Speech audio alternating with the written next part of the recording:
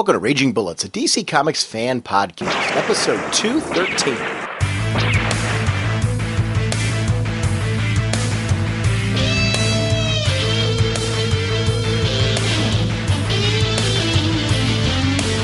Welcome to Raging Bullets. I'm Sean Whalen, drnorge on the comic forums, and I'm joined as always by my co-host Jim. I'm in Italy, but I'm still the sensei of the whatnot Segulin and the Duke of You Know. Jim's in Italy, and I'm actually heading out on vacation, and I wanted to make sure to edit this episode and get it ready to go for you guys so I could release it while I'm on vacation. This episode is going to be covering JLA Avengers Issue 3 in 2 segments that are going to be both on this episode. Plus, we have listener emails and voicemails. We finally get caught up on the rest of our anniversary voicemails. I think I'm all caught up now on voicemails and emails. If there's something of yours I missed, and I do announce this later in the episode, please feel free to email us or call into the show. I always have that information in our show notes and on our website, so please feel free to participate and be a part of that. We do want all of your commentary and comments on the show, so it's of high importance and value to us. Our next episode is going to be JLA Avengers Issue 4. That's going to be out in 8 or 9 days from the release of this one. And when I come back from my vacation, I'm going to work on editing that one and get that one out to you as soon as possible, and I will post more information on that on ragingbullets.com, so please continue to go there and check out. I will be checking the website, and I'll probably be putting a blog post or 2 up while I'm on vacation. But I'm on at my 10th anniversary vacation with my wife, actually, as of the time that you're hearing this one. So I just want to give everyone a shout out, and thanks for your patience, and we will be back next week with that show. We are proud members of the Comics Podcast Network and the League of Comic Book Podcasts. Don't forget to check us out on GetYourGeekOnRadio.com, the GetYourGeekOnRadio.com, a website devoted to making geek chic. Don't forget to check out ComicCollectorLive.com, ComicCollectorLive.com, your comic book management source. We are sponsored by DCBService.com and InStockTrades.com. Over at DCBService.com, it's that time of the month where you want to check out the brand new books and the amazing deals up to 75% off. Remember, last month they had Dracula, the Company of Monsters, at 75% off for only 99 cents. So make sure to check out the wonderful deals you can get, whether you're into trades or hardcovers or single issues. To pre-order those, you're going to get some amazing discounts, and make sure to do that and take advantage of those deals. That's DCBService.com, your pre-order source. Over at InStockTrades.com, you're going to want to check out, first of all, Batman the Cult, the one we've been telling you about. That's going to be as soon as Jim comes back from his vacation, the first episode we air. But also, The Authority of the Lost Year trade paperback, Book 1. It's The Authority 1 and 2 that was by Grant Morrison, and now they're continuing to finish that story. And I really applaud them for doing this. The heroes of the Authority are stranded on an Earth where their powers barely work, and they're mere comic book characters. How will they find their way back home? And this collects The Authority 1 and 2, and The Authority of the Lost Year 3 through 7. And I'm glad they do this. I hope at some point they go back and do the Wildcats series. I know they only did 1 issue of that, but I'm a big fan of the fact that they're giving us this story now. And the writers, Grant Morrison and Keith Giffen. Arts, Gene Ha, Jonathan Waystack, Brian Stelfies, Joel Gomez, Derek Robertson, and Trevor Scott. I know on colors on that is our friend of the show, Art Lyon, as well, on the issues 1 and 2. So I definitely want to shout out that book. It's regularly $17.99. It's 37% off, only $11.33. And that's a great discount for 168 pages. And it's a really cool series, so I highly recommend it if you haven't had a chance to check it out. That's Authority of the Lost Year trade paperback, Book 1, from InStockTrades.com. And remember, if you get orders of $50 or more, you get free shipping, which is great. You know, if there's a bunch of trades you've been kind of waiting on and hardcovers. I know I'm taking things like the Starman Omnibus with me on my vacation, because this is my chance now that I'm going to be on vacation to kind of sit down and really do some reading of some material that I haven't had time to get to previously. And if you've been looking at some trades and eyeing some things you want to pick up, this is the time to do it. That's InStockTrades.com. Jim, what kind of a podcast are we? Well, Sean, we are a spoiler podcast. We go in-depth in the plotline, story twists, and whatnot of the comics we're reviewing. So if we go over something you haven't read, you may want to come back later so you can better enjoy the show. Spinning with great speed, the Flash creates a protective vacuum around himself. Guys, JLA Avengers number 3, and joining us again is friend of the show, Ken Hare. And Ken, welcome back. Hi, welcome, guys. Hello, guys. You almost welcomed us. Well, I was trying. Yeah. This was the reveal of what was going on in this issue with Superman and Cap. To me, my favorite issue because we got to see the amalgamation of the two universes together. And when I say amalgamation, it wasn't like what they did with DC versus Marvel where we got to see characters combined. We got to see these characters doing things that we saw in the old classic JLA, JSA crossovers where these two Earths were trading people, they were coming over in the worlds. But we also got, like, the hint that, yeah, that looks cool and all, but something's not quite right. It's this sense of instability throughout the issue that I really loved because it was not just instability between the two universes, it was an instability of time between the two universes. So literally you were seeing heroes from different eras that were popping up when they really shouldn't be. And heroes were not remembering things the way that they should either. History to them was not something that was set in stone any longer. Yes, the basic core values of who these characters were in place, but their memories and recollections of their own past histories, some of the darker events in their histories, didn't necessarily play out the way that they did because now they had this history with this other super team that was kind of superseding all that. I loved that about this issue. It easily was my favorite issue of the series, just because you got to see, kind of like what you were talking about, Jim, on the last episode, where it was finally got to see some like real, genuine team-ups between the heroes, even if it was only a panel explaining how they teamed up together against this mega event. Well, this was like, those type of mega event type deals was my first time through. Every time I've read this, I have a little bit different experience with it.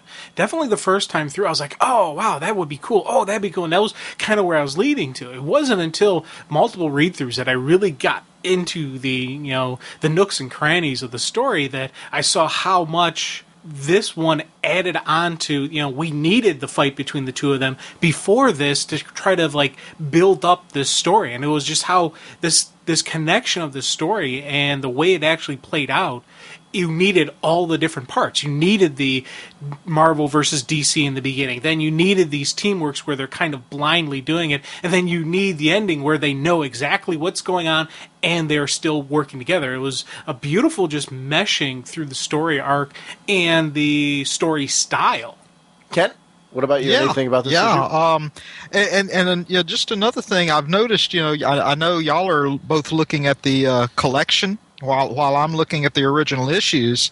Again, I just want to point out, for everybody how something I regret that they dropped from the collection that was in the original issues was the individual on the page where they announced the, Book 3, Strange Adventures.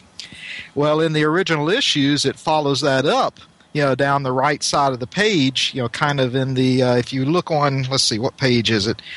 Don't y'all wish they would put page numbers on comics again, like they used to? I actually really was a big fan of that, yes. Yeah, me too. I hate that they don't. But it would be page 4 if you don't count the cover. Down the sides, the page that has Eternity and Kismet basically lip-locking big time there. It has the team-up of the Millennium, starring the world's greatest superheroes and Earth's mightiest heroes, the Avengers. Whereas the previous ones had Contest of Champions, the JLA versus the Avengers. At this point, they're together. They are a team. Just look forward to the last issue that goes the United at Last. But I kind of like the way the title, not exactly the title, but I'm not sure what you call that text, but how it progressively, each issue, they build toward that final issue of United at Last, working together. I call it a subtitle. Yeah, the whole thing, which is really great. And I'm actually looking at it right now, and I agree with you. Those are always nice to have those title pieces. In the beginning of the issue, the prologue, those were some of my favorite bits too, because we get to see, in this case, Dr. Doom. Is now a part of the Source Wall. And I've read so many stories with the Source Wall. One of my first early experiences with crossovers between like JLA, JSA, and the whole multiverse aspect was seeing the Source Wall used. That was something to me to see that character brought into the DC universe in that moment, because with his quest for the cosmic, his quest for power, and how Dr. Doom would have easily put himself in that type of situation, it was the perfect character to have a part of the source wall at that moment. Plastered on the source wall, yeah. Let's at least take notice of this cover. Which is an amazing cover. It's like, who isn't on the cover? Yeah, that is just like, I believe it has every character who has ever been part of either the JLA or the Avengers.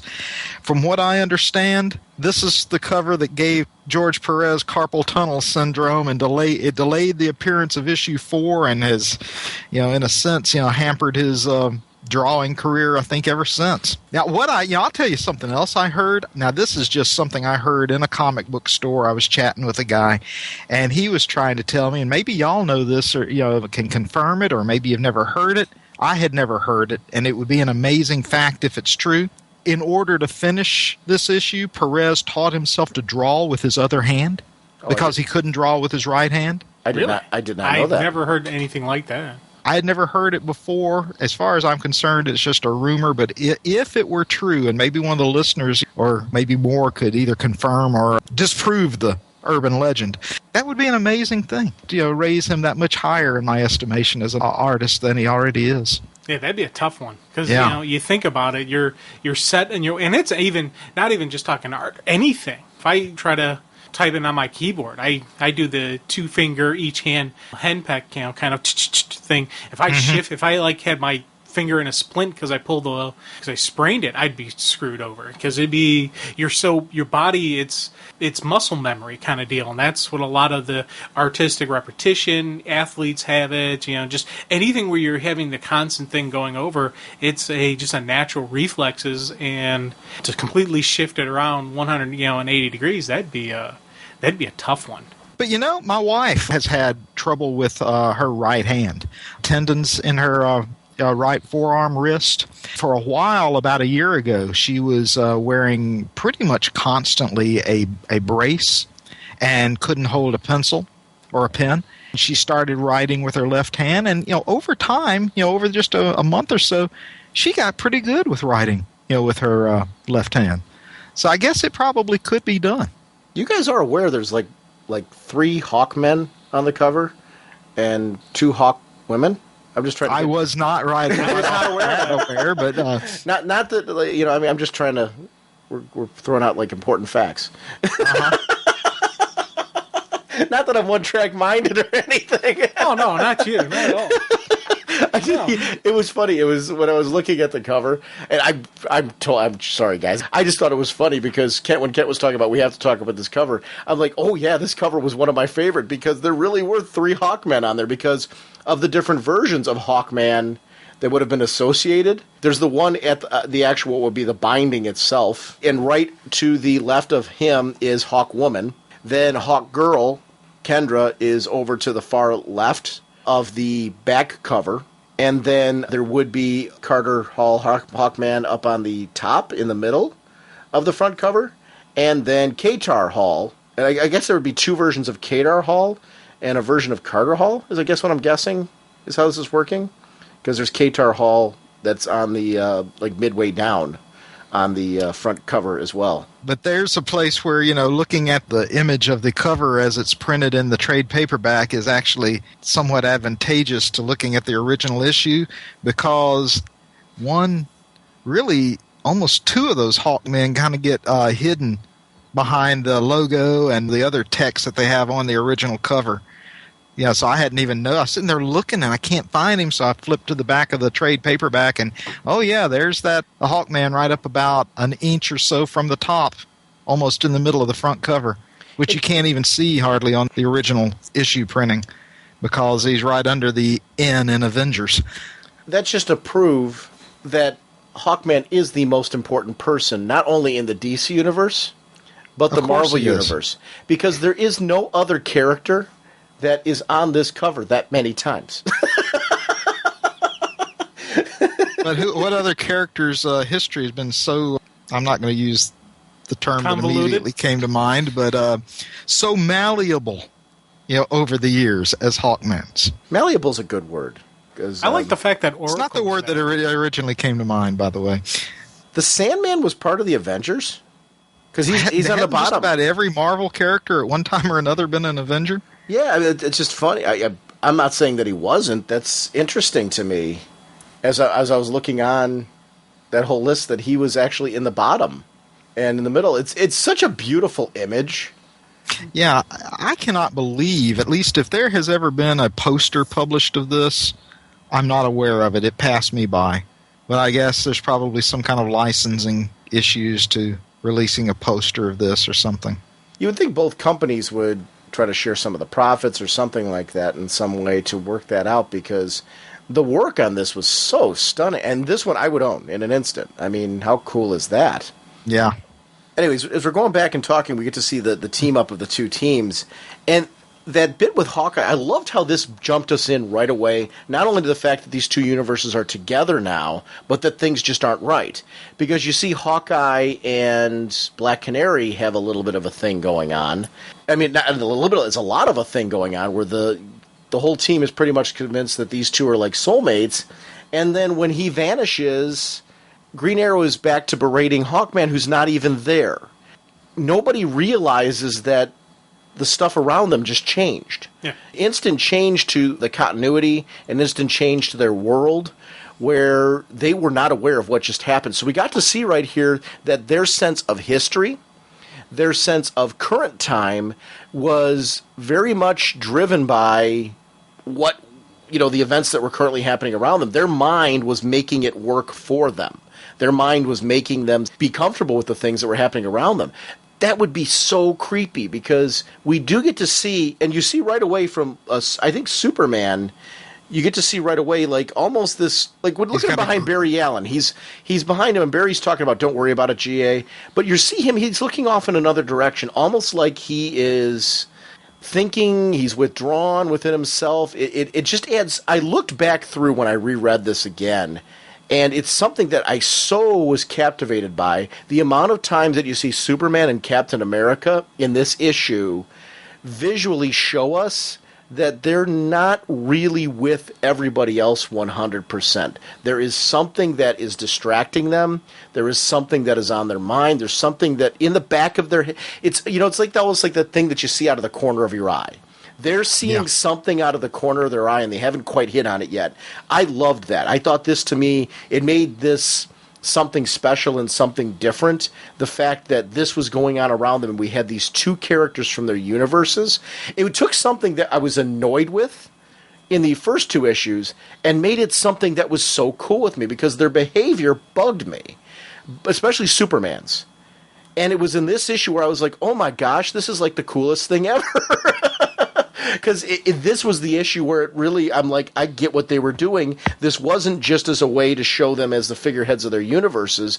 It was to have them be the discovery point of what was really actually happening here. And I loved that. Brainiac being on the Avengers Earth. Did it bug you guys at all? Because it didn't me. That we didn't get to actually see these events play out. We were seeing them at the end. I liked it because it gave them the opportunity to give us more Easter eggs and pops. But how did you guys feel about that? Because in all these cases, we're really seeing a lot of things that happened right at the end of them. We didn't get to actually see the fight with Brainiac, for example. It didn't bug me. I thought it was a very effective way to tell the story. You have the implication that there has been a bunch of huge story going on that we're only seeing bits and pieces of it, but it's all part of the bigger story. With me, it was like differences between first read through or multiple read throughs. First read through, I do admit that it did kind of annoy me a little bit, because I was like, that would have been a cool story to read, and that's where I was really, really hunkered in deep on that. But as I said, after going through the full series and then even rereading through like a second time, it was the whole thing like, okay, yeah, this is about the piece of the puzzle, not the whole puzzle. So I did appreciate that they gave us the ending, gave us the aftermath. I was like, okay, there's something more coming down the line. That's just if they had gone too much in depth into that, that would have thrown off the story, would have delayed things too much. Later on, we see them fighting side by side in this story arc. Those were side story arcs, and I thought that was kind of neat. That it's like when you see a miniseries that references the regular monthly series, or you see one monthly series reference something that's going on in another monthly series. It's something that's happened, but it's not happening in this story arc, but they still have to mention it, and that's where I was like, okay, that's kind of cool. Yeah, much like, for instance, what just finished, Blackest Night, had all of what was going on. I mean, you had the main series that would pick up bits and pieces, but, you had the various other tie-ins that told the fuller story. Yeah. Hank McCoy here, the Beast. This is when, growing up, my first exposure to Beast was this version. When he'd already been blue and furry, he'd been a part of the Avengers, would pop back into the X-Men for visits and stuff like that. This was the Beast that I grew to know. And really, and then he joined X Factor, and we saw him lose his blue fur. He found a way to, reverse the whole thing, then went back again, then eventually evolved. But this, to me, I always have a soft spot where I see this variation of him. Because this was, to me, the classic, the one that, I remember. This is my connection with him as a kid. And I really love seeing these moments. Seeing Hank here, and then seeing Thor, because Thor, much like Aquaman, I was following Aquaman's hand, but I was also following Thor beard, no beard. Because I remember reading versions of Thor, either in team books or in his own books. I read his own book when he had a beard. And not because he had a beard, that wasn't the attraction to me, but he just happened to have a beard at the time, just to clarify. It was great in this to see little tiny tweaks to costumes, little tiny tweaks to faces and things like that, to designate the fact that we are showing a variety of different eras. Yeah, well, I was laughing my head off the fact that you immediately threw up that defense about that you didn't pick it up for the beard, because I was already thinking of different beard jokes I could go with and go, oh, you really must like Santa Claus then, and it just... I do like Santa Claus. So I was already getting set, but you kind of, you did that defensive maneuver, preemptive strike ahead of me, so... I thought it was funny, though, as I was saying it, because it did sound like initially I was saying that I was bearded. Thor was really, this is what I was looking for in Thor. I would never had any kind of connection to the guy, but then he grew facial hair, and I was like, wow, this is somebody I can really read and identify with as a god with a beard. So it's like, no, that really wasn't where I was going with this. It was great to see this era because... they started playing off of things from my childhood, like those crossovers between JLA and JSA. And to see this, I mean, this is a dream right now. We are seeing this team-up meet. Elongated Man is here now. Green Arrow's here. Black Canary. You've got Hal Jordan now in this with Barry Allen. Again, look at Superman. The pose of Superman when we see the two teams coming together before the handshake between Hal Jordan and Iron Man, Superman is looking off in the distance. He's uncomfortable. Even more, Captain America's kind of like that in the background, but not quite to that level yet. Until, I like when we see the two of them as they're walking in together, the two of them are walking behind everybody else. They're not saying anything to each other as they're looking at each other. And then you see Superman say, I don't like this.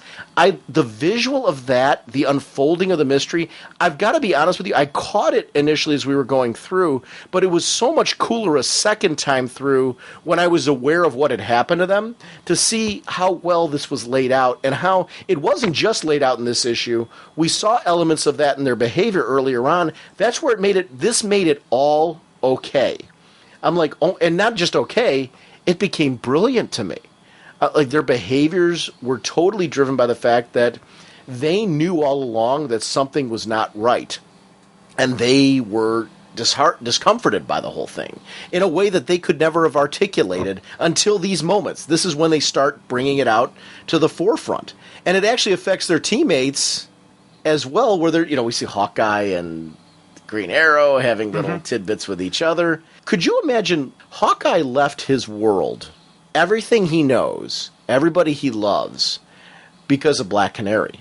You're not just leaving people, you're leaving all sense of familiarity behind. The places where you've lived, the places, your favorite restaurants, things like that. Sure, there might be versions of it on the other world, but it's still not going to be the same. Could you do that for anybody? Could you see yourself being able to give everything and everyone up for somebody?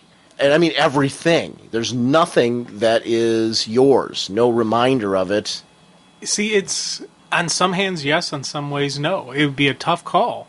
You look at it's not just even moving to another city or moving to another part of the world. With communication, you can talk back and forth and all that. This is if you have any family and friends, odds are you will never see them again. And so this is doing a universe jump is mega huge, and that's something that part of me I would like to think I would be able to do something like that if I met the right person and it was that that kismet type of deal where it was just that kind of moments you have with that individual. I would like to think I could do that, but in truth, who knows? It's What was that kind of moment again? Kind of moments, What kind of relationships have you had? Really weird ones. I've had some of those moments where I'm like, wow. Yeah, but I'm going to use that on my wife. Oh, okay. Hey, honey, do you think we have an relationship? I don't know if she says no. I don't know if I should be happy or insulted. I'm very confused by all this now. You got to ask her, and you got to let me know what she said. Well, I'm not curious. I kind of want to know. It was something about this that I really loved because you don't know when you're using technology like this that you're going to do that. But even your history, you have no history in this place. So you're giving up all of that. And even the history of the place that you're at is not your history. So everything you learned is different. On such a fundamental level, everything is different. I thought it was cool. It was something. It's something where the story and this whole concept of multiverses and multiple worlds and something like that took on this really cool concept for me. The fact that two of them got together in this moment, and I love that there was still a rivalry though between him and Ollie, not just about the best archer. I think that she was a centerpiece at that, and I loved seeing the two of them together there.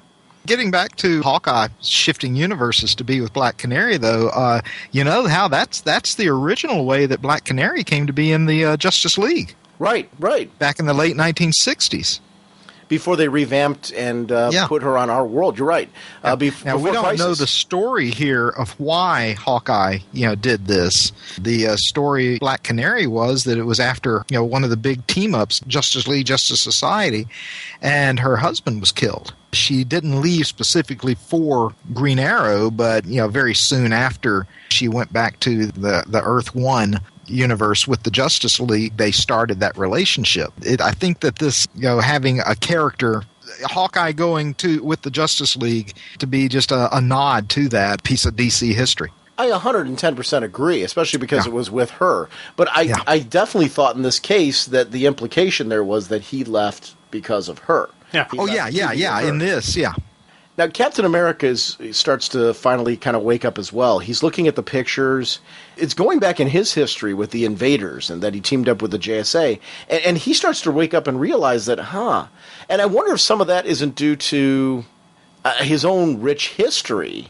The fact that he got frozen, he's kind of lived through multiple eras in history in the Marvel Universe. And for him, it's kind of like, wait a minute, this just does not feel right. Nothing plays out right. His longevity because of that. Now, it's disorienting because we see this shift between different eras here, and Cap's clearly aware of it. We go from the Hydro base, and he was talking about that, to now we're on the JLA satellite. What almost seems like a follow-up to events, because Hawkeye and Green Arrow are having a contest here that seems to be a continuation of something that's been going on for a much longer time now. Their archery contest goes through shift after shift after shift after shift. And we see a different armor for Iron Man, which I read Iron Man in this era, because Tony was, for a while there, not in his armor.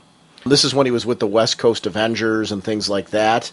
And we got to see this particular variation of the armor with him. I loved this particular era, because remember when this armor was introduced, just how cool this particular era was, and to see all that. Also, the continued arm wrestling between Wonder Woman and Wonder Man, Snapper Carr and Rick Jones. And it was just great to see this kind of different era for the JLA and JSA. And we see Black Canary again in her different outfit as well. Yeah. And we finally get to see the real Aquaman. I liked how Vision and Red Tornado was showing Vision and Scarlet Witch pictures of his daughter. I thought that was a kind of a neat the similarities between the two characters, and how you have the one android with a human and the Red Tornado android and a human soul inside an android body, and just the connection that those two characters naturally have. We saw it earlier when they were fighting, and Vision sensed there was something more in him. Now we're seeing just a lengthy friendship that obviously has developed between these two because of these common bonds. I thought that was just a nice little side bump thing that's thrown there, that I can, in my head, picture friendship, picture these two like doing stuff together, doing double dates kind of deal, or just the general socializing that this is someone who understands each other. And I thought that was a cool moment. Getting an oil change together. Well, maybe, yeah. I think that's more than just a nice moment, that scene there with them. That really is foreshadowing what is, I think, played out as one of the greatest tragedies of this whole story. Oh, yeah. Yeah. Yeah. You know what? You're touching on a really great point here. One of the commonalities of each of these sequences are going through, they're all positive. You're seeing them, they're all friendly together. There's something more. Their world's better, it seems, because they've teamed up together. It's almost like they have their own goal, for lack of a better phrasing, their own golden age is going on now. It's a new golden age that's come through because these two teams are together. They've accomplished almost everything together. Because they go through the history later on when they start to wake up, the evidence is being thrown before them. But don't you remember this? Don't you remember us doing this? Don't you remember us doing that? They were all victories. None of them were losses. You know, they had all overcome everything. So it leads to me where they have to go at the end of the issue. It makes that decision that much more poignant, that you have to give this up.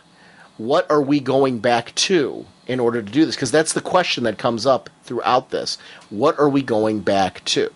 It reminds me of I can't think of the name, that one plant that when it gets embedded on you, you relive like those great moments in your life. Oh, the great classic Alan Moore story. Yeah, what was it, the Black Mercy or something like that? Yeah, what do you get? For the man who has everything? Yeah, exactly. Yeah. The JLA cartoon had such a wonderful version of that as well. One of the best episodes, yeah. Agreed, and they so adapted that so perfectly. You're right. It's kinda they're like in that that type of perfect feel, world, yeah. right? Except it's not. Well, I want to say it's not as sinister. It isn't actually. It really isn't as sinister as that, in the sense that they have this world, and you have to ask the question: how can we save this? How can we preserve that? Is it possible? And they realize it's not. It's just such a neat thing to see these guys together, and how much better they are because of it. And the friendly rivalries of, like, arm wrestling. This reminds me of things that I liked in Claremont's X-Men when they used to do baseball games. They'd go out at the school, Xavier's School for Gifted Youngsters, and they would go out there and they would play baseball together. I loved moments like that. You don't want to see them every issue and stuff like that, but this idea that these people are genuinely friends, and that, they're able to have some downtime, friendly rivalries. Those are the parts where I was kind of like, it would be so cool to be on these teams. And there's something that I think that's important about those moments, to having a downtime moment, even if it's just a panel or two, that makes you kind of go, because throughout this whole thing, I'm like, I want to sit in this room. This just looks like so much fun. Just to be able to hang out with these people. I mean, if even Snapper Carr can get away with it, I can, right? Because I think I'm a little cooler than him. I don't know about Daddy-o. that. I don't know about that. But Superman is asking. Well, actually, we got to go back to. Oh shoot, what's her name? The one who's with Guy Gardner. Moondragon. She's reading his mind, and his mind would be a horrible place to be in. And I always liked from the Defenders. I liked Moondragon, and that's why I was like, I'm really drawing a blank on Moondragon right now. But the pacing of this, I would love to read the scripts to see how they laid this out, so that we got like really cool individual moments with these characters. Because even see Adam from sort of the Adam days. Yeah. To capture all of these eras and to really show that time has passed, and yet to give fans geek out moments, because we all wanted to see as much of this as we could.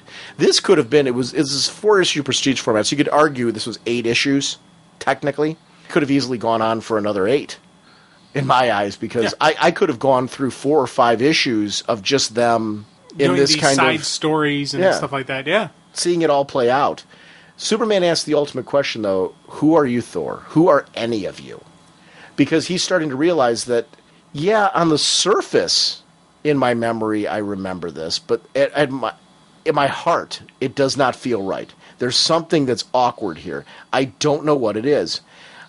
It's interesting how every time he and Captain America get closer to the truth, there's a time shift. Yeah. Well, the way I took it is the time shift itself is protecting the secret. Mm-hmm. So when those two start to get closer, they got to shift it up, because then you go in natural hero mode, you go in natural reaction mode. And that's how I kind of really compared it with the Black Mercy, because Mercy kept doing that with the same type of deal if someone was maybe trying to fight it. So I thought that was a cool just usage of it. I also took it as, remember when later on in the issue, we'll see it, and we can gloss over when we get to it, we see Iron Man and Superman fly up into the sky. Yeah. And they see Krona's hands there. And they make the comment that you're seeing a visual representation of what's going on, so your mind understands it. Meaning that what you're seeing here is not actually what is visually able to be seen. Your mind is trying to adapt to make it something that you can actually see and understand. Your mind's trying to understand the situation and process it in a way that works for you. That moment where it kind of ties into all this to me, because these two are the solid representations of their respective universes. We see what actually that means in a few minutes.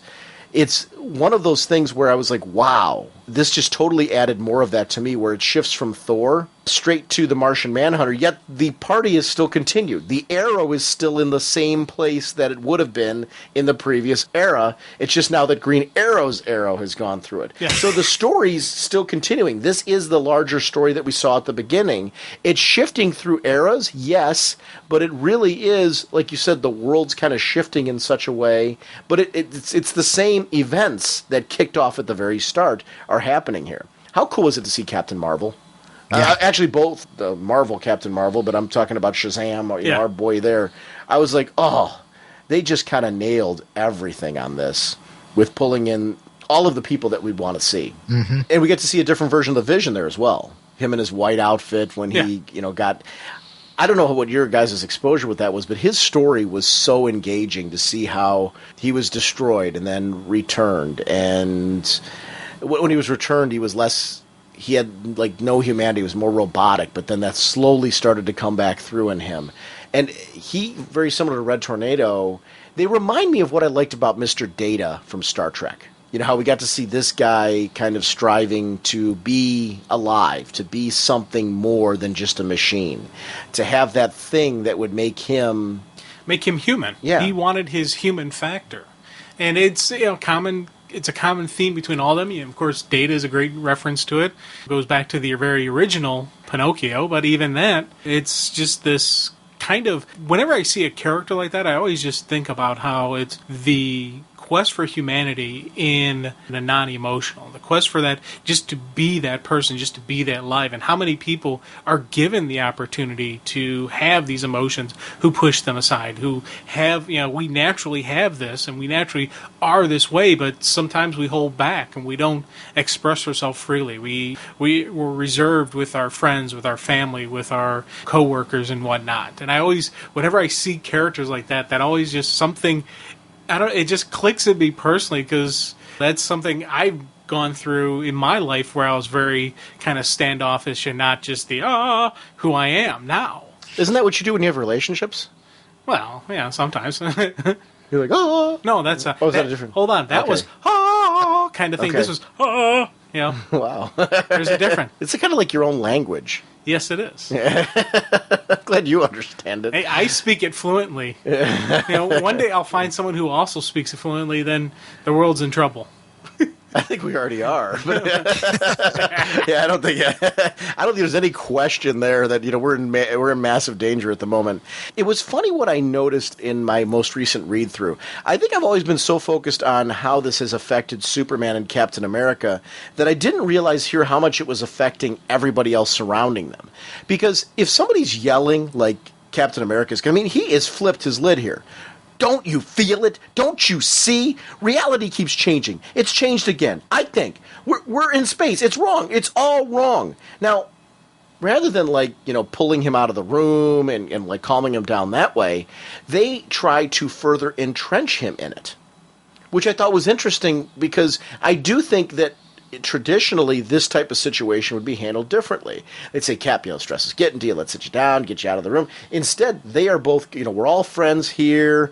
And, there's Superman seeing that he's seeing it too. But Jan, the Wasp, is telling him, but the League are old friends. We've been doing this for years. Remember when Amazo and Ultron 4 banded together?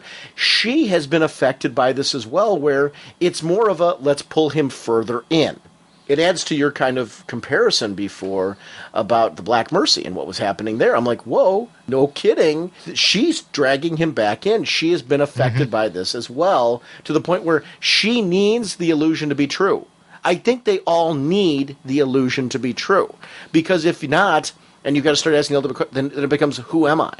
And it's interesting how your mind is so focused on making sense of the world around you. The discomfort would be, imagine not knowing in your current present moment if the people around you are real, the room you're in is real, your sense of the recent history and past history is real.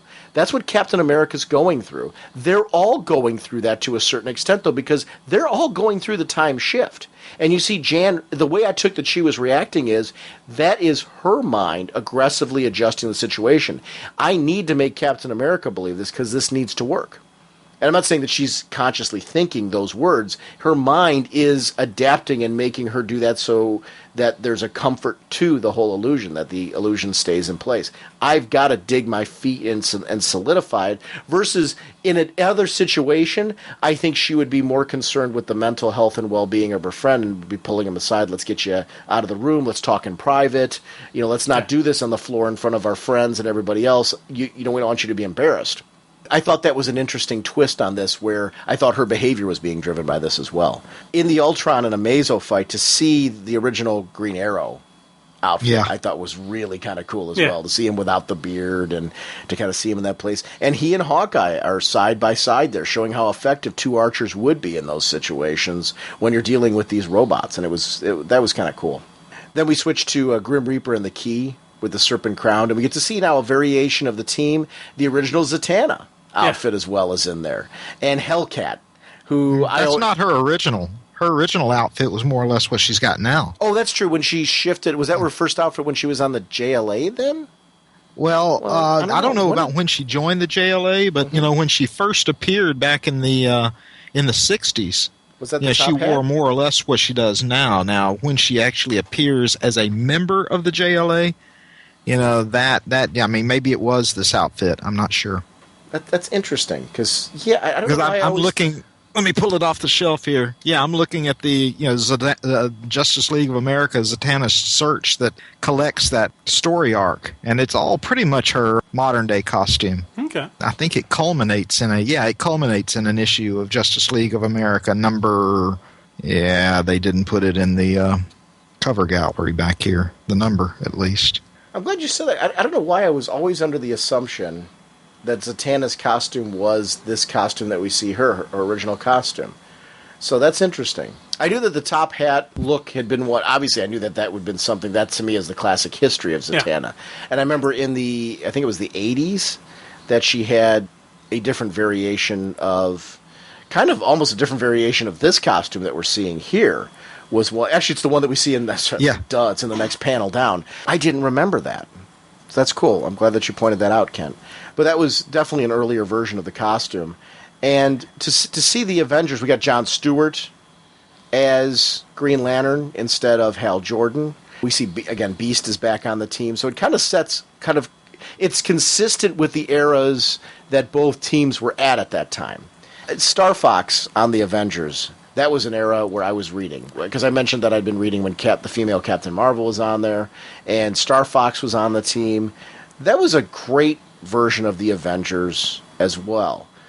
I wonder how they made decisions on what eras to pull from. I've got a theory on this. Doesn't each one of these team-ups here, the first one and the second one, more or less correspond to the first one, I think, is a analog to the overall plot with both teams being trapped in their headquarters and having to swap worlds.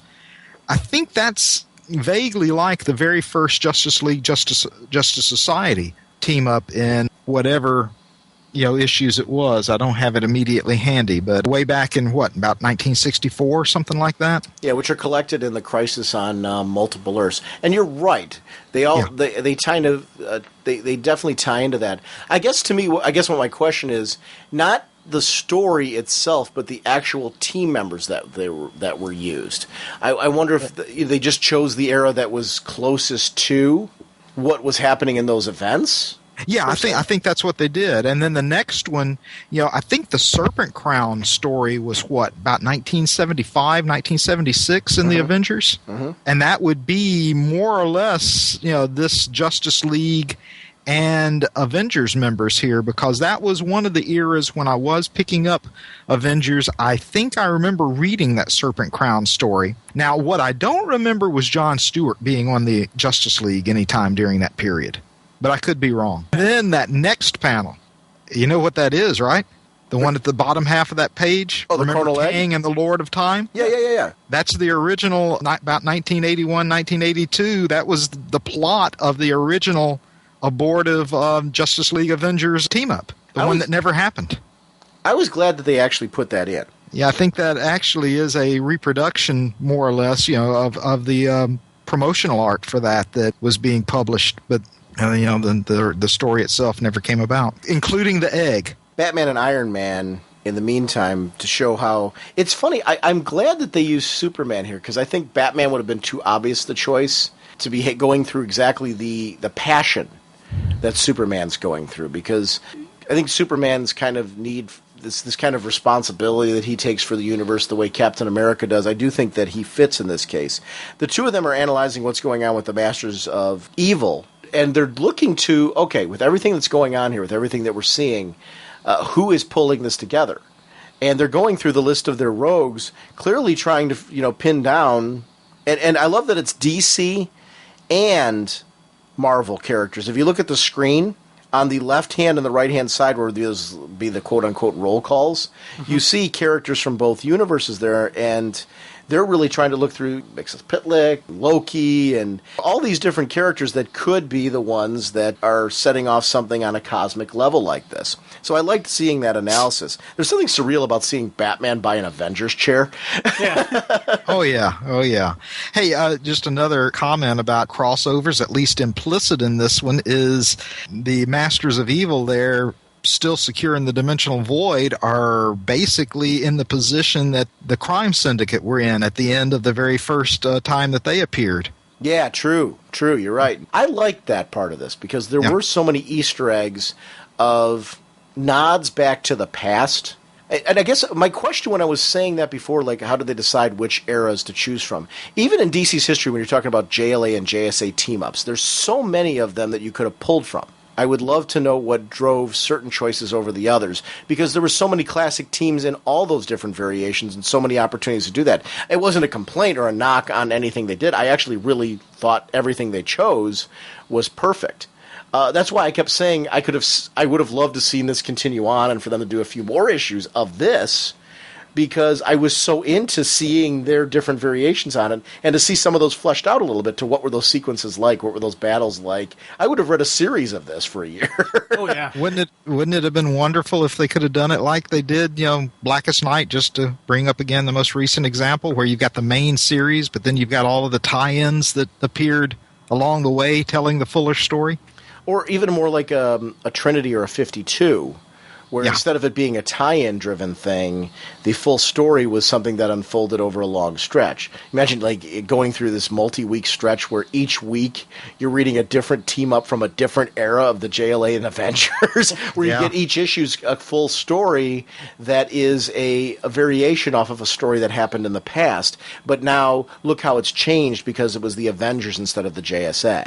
Or because the JLA was there instead of the Avengers teaming up with the Fantastic Four, or another team like that. How would that have changed that whole story? How would that have all played out because of that? That was something that to me I was like, whoa, I really enjoyed this. There was one of those things where no matter how long they would have made it, I would have wanted to keep going. It wouldn't be long enough, Yeah. The two of them eventually do come to blows, and because of it was really kind of the universe trying to protect itself. Because when the two of them connect and they've so snapped to the point where we're clear now that we've got people on both sides in both universes, the figureheads of both universes, who are now aware that this was an illusion. And that punch between the two leads to, once again, universes trying to correct themselves. You're right, the crack is there as well, but they're trying to find some form of coherence when they're being, like you said, cracking and kind of being put together. How are they going to fit? It's obvious that they're not fitting nicely, because this putting back together is very desolate. You see here that the Vision wakes up and the snow that's going everywhere, which we learn later, snow is a bad thing to happen. And we get to see why. But we also see Aquaman, there's not a consistency to Aquaman now. This is an Aquaman who shouldn't have the hand that he has punching his hand through Vision. This Aquaman who dressed like this did not have a hand. You know, he had the grappling hook. He also had like a robotic hand attachment that was on there, kind of like a Luke Skywalker kind of thing. But he never had this, and I love that he notices it. He's like, but can't pin it down completely. Can't put his hand. I really didn't want to say that. I was going to say can't put his hand on or whatever. It's fine. I didn't really mean it that way. But to see the desolation of the Daily Planet ball there, right into a battle. The Masters of Evil now are back up around, and we see it. Not the Masters of Evil. I'm sorry, we get to see some DC villains that are teamed up, who are now saying, "This ain't your world no more, heroes." And this is the chance to see some DC villains interact with the Vision. Yeah. And that was something that I was, Killer Croc being thrown into the mix, Mammoth being thrown into the mix, Shrapnel, Silver Swan. Yeah. I loved the scene where Vision initially makes it sound like he wants to retreat, but in reality he doesn't. But just when he first starts talking, and Aquaman just jumps right in and just interrupts him and saying, "The King of Atlantis does not run." I completely heard the Brave and the Bold voice, that deep voice of Aquaman, dun, dun, dun, kind of sound to it, and I was just eating this up. And you saw him that way? Yeah, that sound. It's that because that voice is for me is a very kingly, noble type of voice. And I could just hear that booming sound saying, "The King of Atlantis does not run." So you weren't taking him as that overbearing... No, not overbearing jerk. I'm talking just that... Just the voice. Yeah, just the voice, the power. The sense of behind presence. Yeah, that sense of presence. And I liked how Vision's like, "That's not what I was going to say, dude." But it was a cool just interaction there, seeing two really different type of people. Once again, you have the Vision, who is the logical, the emotionless, and then you have Aquaman, who is just pure testosterone, logic be damned, I am going to go into fighting, and I am going to bash some heads. I thought that was just a cool meshing of these two, having these two involved in this fight. It was cool to see Sonar, Silver Banshee, and Silver Swan all trying to take out the Vision in a different way. Knowing that he was going to do his intangibility trick, they went to Sonics to try and overtake him with it. I thought that was interesting. And Poison Ivy wrapping up Aquaman in the vines. It was a very cool battle. I don't know. I guess I saw these two kind of... I thought they were going to defeat the villains. It was even cooler when you got to see that they aren't alone. Yeah. Their teammates, their backup is actually, right on there. And it isn't just heroes from Marvel. It's the DC heroes. We've got, Thor throwing down. And I love it's their weapons we see first. The hammer, the lasso, and the shield. It's funny, as a kid, when I was younger, I wasn't very into Captain America's shield. I didn't get the whole, okay, great, cool, they're throwing the shield thing and all that. As I've gotten older, I really dig that. Because of the fact that he's able to, from almost any angle, you wield that thing, throw it, get it to come back to him. It's because of its sheer strength and toughness. That metal, that material in it, is something that is pretty darn indestructible, to the point where we've seen him get hit with some pretty impressive superpower with that shield, and it still survived. That moment where he's standing there, Avengers Leaguers take them down, I could see why, at this point, they would have learned to respect him and to follow his lead, because he just kind of inspires that. And Captain America's become a character who I didn't get as much when I was younger, who has become a character that I really, really dig and respect who he is. It's nice to have a character that kind of feels like a natural role model, a natural superhero leader, like somebody you like to go, if I'm going into a battle, I want Cap leading me. Yeah. Because he is going to be that consummate field strategist. He's going to be... It's actually... I give almost credit to books like The Shield right now. And actually, I should say to books like The Shield for not trying to make The Shield Captain America. Because to me, I think it would have come off as a watered-down Captain America if you had gone along with that. And it hasn't because of the fact that it's not trying to be Steve Rogers, who at this moment is just so cool. And we get to see Thor's beard. The beard's back. Yeah. Yes, it is. It was. Did you guys notice the change in Wonder Woman? What do you perceive as the change? Because they mentioned a change in Wonder Woman, and I'm going to admit they don't actually mention it in the story for quite some time. And at that point, I had to go back and look at pages, and I can't remember now when she actually changed. I think it would be at least now. I think is about the time that she first appears in the older with the eagle breastplate rather than the W. And that's the part where I'm just trying to see where that change actually occurs. Which is a way to say no. I didn't notice it when I was first reading it. Yeah, I guess I didn't. It was funny because I was noticing.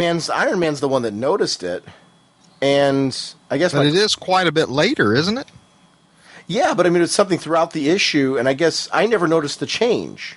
I guess my question is, where did the change occur? And that's why I'm asking so early on, because I'm looking at her here, and I'm like, she looks the same to me here. So where did the change that Iron Man was talking about that nobody noticed actually occur? Because I'm looking back at pages in this issue, and I'm trying to find the change that Iron Man referenced. Okay, I had looked back, and it was on... Okay, the earliest place that I found her, when I looked back, it's not actually revealed by Iron Man until page 35. Right. Okay, and I counted back, or looked back, and I decided that this page right here that we're looking at, which is page 19, was the first time that she appeared in this incarnation.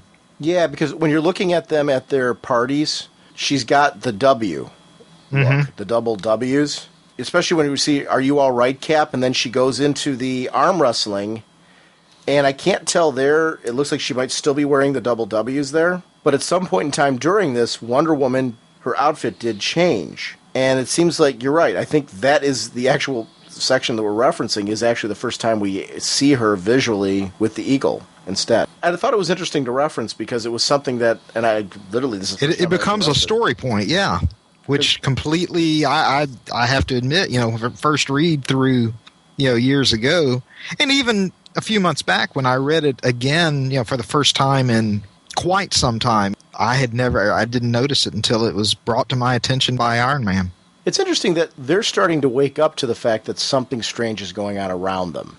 They can't put their finger on it. It was something that they were drawn to earlier in the story, but because the universes have kind of blended together, I don't think they even know exactly 100% what they're doing right now when they're tracking something down. They know they're tracking down some kind of master. They know that he's tied in with these villains. It seems like they are kind of hazy on the full story, but yet they know that they need to keep doing this. Because Thor's using his hammer to track the energy in question to try and lead them to the situation. And we get to see flashes between both Earths, how there's some of the heroes from both Earths on one world, some of the heroes from both Earths on the other world. This starts to lead us to the fact, like, how did they get mixed up? I loved the fact that as it was going through, the mystery, I was asking the right questions for the mystery. That I was wondering, why are some on one, why are some on the other? Why aren't we seeing the Avengers versus the things on their end and the JLA? We get to see this homeless guy in the street. This guy, not homeless. Well, he technically is homeless. But the guy that walks up to Superman, I recognize you at least. I'm from Curak. I drive a cab here many years. They say my homeland doesn't exist. Call me crazy. Tell them. This pleading with Superman, like, please straighten them out. You're my hero. I know you from my world. Can you please tell them that this place does exist? I know what I'm talking about. This bleed over of people from both worlds and them not quite understanding the ghosts that are kind of coming along with it, because the snow brings the ghosts. What did you take the snow to be? Did you take that to be as the worlds were crushing together? Pieces of the worlds dropping down? Is that what the snow something was? I have not been able to, other than, I really don't know why there's such an emphasis on the snow itself. Other than, the snow, it brings the ghosts back. But I don't know exactly what they're trying to say there. I took the snow to be moisture in the air that's frozen and takes a solid form and falls to the ground. Okay, but in the context of the story, Jim, which actually happened here in Natchitoches, Louisiana, a couple of times this year. No, I actually didn't see any ghosts this time though. Okay, well that's good. But I took it kind of like the crumbling. When you take two things and you smack them together, there's going to be that little dust and debris falling off, and that's what I kind of took it really to be, that type of transition. Just rollover energy kind of deal that has no real place to go. Oh, we are. Yeah, if they had, but within the story here, if they had balanced it off with a parallel in the verse, okay, you're talking about the snow in. Oh, okay, wait a minute. Okay, actually, what it is it's the snow bleeding through from the I guess it would be the DC universe, because it's where the Daily Planet is. As the two worlds come together, the snow bleeds through. I'm sorry, that is what it is. So they're actually seeing the snow that's in the other world. Oh, that's really funny, because he's 100% correct. If you take a look at the other world, I don't know why I didn't see that either. Duh. You see that Green Lantern is plowing the snow over there? He's right. It's not. I think we were taking it as the world's. I actually was trying to see the snow as being more than it actually is, but the people were saying the snow brings the ghosts, because the ghosts are just the people, which I knew that. It's just that the ghosts and the snow are part of the same world. Both of them are bleeding through at the same time. Yeah, then the world itself is bleeding through, and the universes are trying to correct themselves. So that has the constant shifting, is the universe trying to shift itself back into place. It's funny, I knew that all that was happening with the universe shifts and things like that and the people coming through. I don't know why I didn't see the snow as bleeding through either. I feel like a total... Don't feel bad. Neither did I. No, your explanation there was so perfect, because you're sitting there and I'm like, well, duh. I'm like, it's right here in the panel. The snow is there. There actually is snow that bleeds through, too. So the snow is and the snow is ghost-like, actually, in the drawing of it, too. Where the snow's not actually tangible. It's as tangible as the ghosts are in that moment. And then John vanished, the Martian Manhunter, because we get to see the ghosts kind of seem to materialize, and he seems to try and connect with them on some level, and when he does, he's pulled in with them. Almost like their reality acts as a tether to what's going on with him. This would be so crazy. Yeah. No idea where you're going to pop up next, what's going to happen, where you're going to be, who you're going to be, where. Yeah, that would be a kind of a freaky deaky thing going on. And you think about it with John, with the mental powers that he's got, he's getting connected to both worlds through the mind, through his mind powers. That would really mess things up, because he's seeing the same thing, little tweaked, little different at the same time. Boom. So that, we've talked about just how powerful John's mind is, and how we saw that with his death and return, that what he's really, really capable of. And this again here is showing another mental flexing that is kind of a cool. Well, because he got to see, through touching the minds of people in both worlds, this through both perspectives. So he got kind of this image of, wait a minute, they're both seeing certain things that don't add up, but when you put them together, it leads to the fact that, and that led him to the spot where the two worlds really peak and meet. And at that point, at that particular point, not only do they meet, but things that don't fit in the realities are now being put together. It actually is an amalgamation here, because in the Daily Planet, we see Spider-Man being interviewed by Clark Kent, which is something that... Clark is like, this just doesn't make any sense. Yeah. But, okay, I've got a theory here. I've not read it in years, but you remember back, starting in the 70s, Marvel and DC published a series of big specials, Superman meets Spider-Man, Superman meets Spider-Man #2, and then Batman meets the Hulk, and so forth. That was awesome. And I think in that very first one, Clark Kent interviewed Spider-Man. Now, those were written as if they were two heroes that had always inhabited the same world. Okay? I don't think that idea that these different heroes were on different worlds, as far as the DC Marvel team-ups, crossovers came about until the DC versus Marvel series of the mid-1990s. And I'm wondering, this is just my wild theory here, I'm wondering if this is Kurt Busiek and George Perez's way of bringing those older DC Marvel crossovers into sort of a meta continuity here, in that the world that or one of these worlds that's brought together as part of this crisis, those events are part of that history. You see what I'm saying? In the sense that they're possible realities that occurred during this event as a result of this story, which actually takes place or is published 30 years later. It's something Morrison's been explored in Final Crisis, and it also is exploring further in the Batman: The Return of Bruce Wayne. Just this idea that events occur, like changes to history occur forwards and backwards, depending on which ways you go in the future and in the past. And depending which direction you travel, the way that the events are changed are affected by that. I actually really applaud writers who find ways to do this, because everyone says continuity is so confusing and they hate when things are rebooted or changed or things like that. I really like that writers like Kurt Busiek and Grant Morrison are trying to find clever ways to say, you don't get it. All your stories really occurred, and here's how. And we can make like this kind of web for you that will tie everything in to the sense to saying that there's a pivotal event where time changed, and at that point where time changed, it veered off of the reality that you knew, and that did happen. It happened over here on this kind of tether of the web. And I'm applauding them that they're trying to come up with storytelling ways to kind of say everything you read happened. It's like what they did. Hawkman has always talked about, and I'm really not going back to Hawkman in a joking sense here. I'm using as what I thought was so brilliant about how Jeff Johns and James Robinson kind of tied that whole thing up with Hawkman. Actually, it was Jeff Johns and the Return of Hawkman that really kind of tied that whole thing up with Carter has all these different origins, these different storytellings that happened, and he found a clever way through using the reincarnation concept to say everything that you've read happened. Morrison's been doing the same thing in Final Crisis. Kurt Busiek did a very similar thing here in this storytelling to say those giant-sized stories you read as kids, because I read the Batman and Hulk. I owned that baby. For the life of me, I don't know where it is. I don't know what happened to it. I wish I did. I'm assuming it's somewhere at home.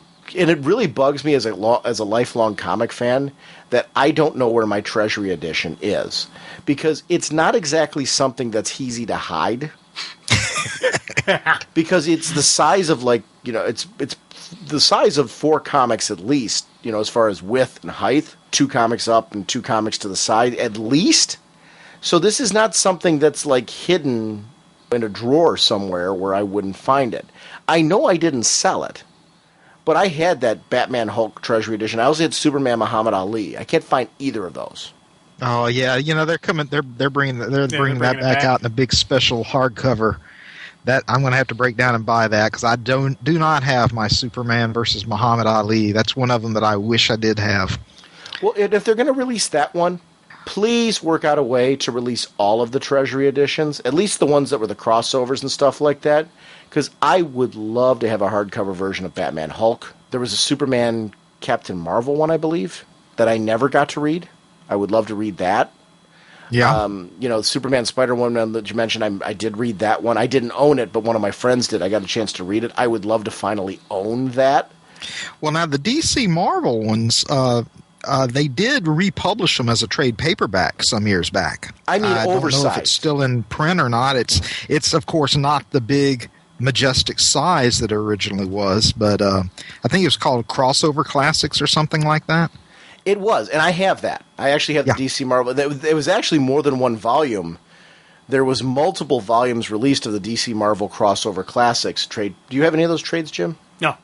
There's a series of trades, and I don't know if they're even still in print per se, but they were released wide enough that I'm sure that they can be had at conventions and stuff like that, because I actually got them at conventions after the fact. They re-released all of these classics, including, things like X-Men, Teen Titans, and stuff like that, all in a trade paperback collection that I believe goes pretty chronologically. It's just, Kent, I guess that's more of what I was saying, is that I would love to see the oversized versions. I'd love to see them. I want that option. I want that in hardcover, those big ones, because it was crafted to be an oversized volume. So I want to read it that way again. I'm looking here real quick on in-stock trades. And DC Marvel Crossover Classics Volume 2 trade paperback is still there. 3 and 4. but not the first one. Hmm. They have volumes 2 through 4 on In Stock Trade's website right now. And that's great that they have all those, because I ended up buying all of them. And it's one of those that are in my to-read piles of things, because I've got such a huge to-read stack of backlog trade paperbacks that I want to get to. But I grabbed all those for that reason. But I want to see more of these classic versions on both sides. Things that were, because Marvel released a lot of stuff in a magazine format. Yeah. That I would love to see released and collected in a larger volume again. Because I just think the art, and it is really for the artwork. I want to see that in the original presentation because I think that is so neat. And what's sparking a lot of this for me is I just got the Wednesday's Comics today.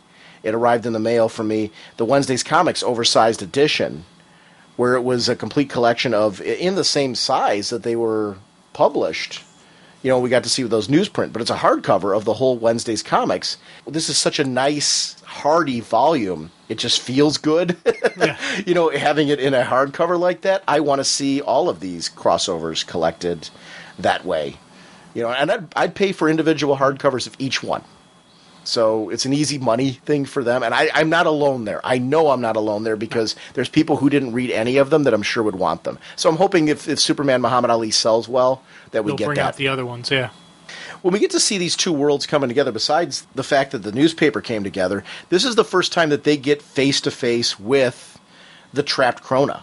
And we get to really learn, because we didn't know what Grandmaster did at this point. And I'm just realizing, because I knew it because of multiple read-throughs of this. You know, I read it when the series originally came out, but then going back through and doing multiple read-throughs of the trade version, I knew it.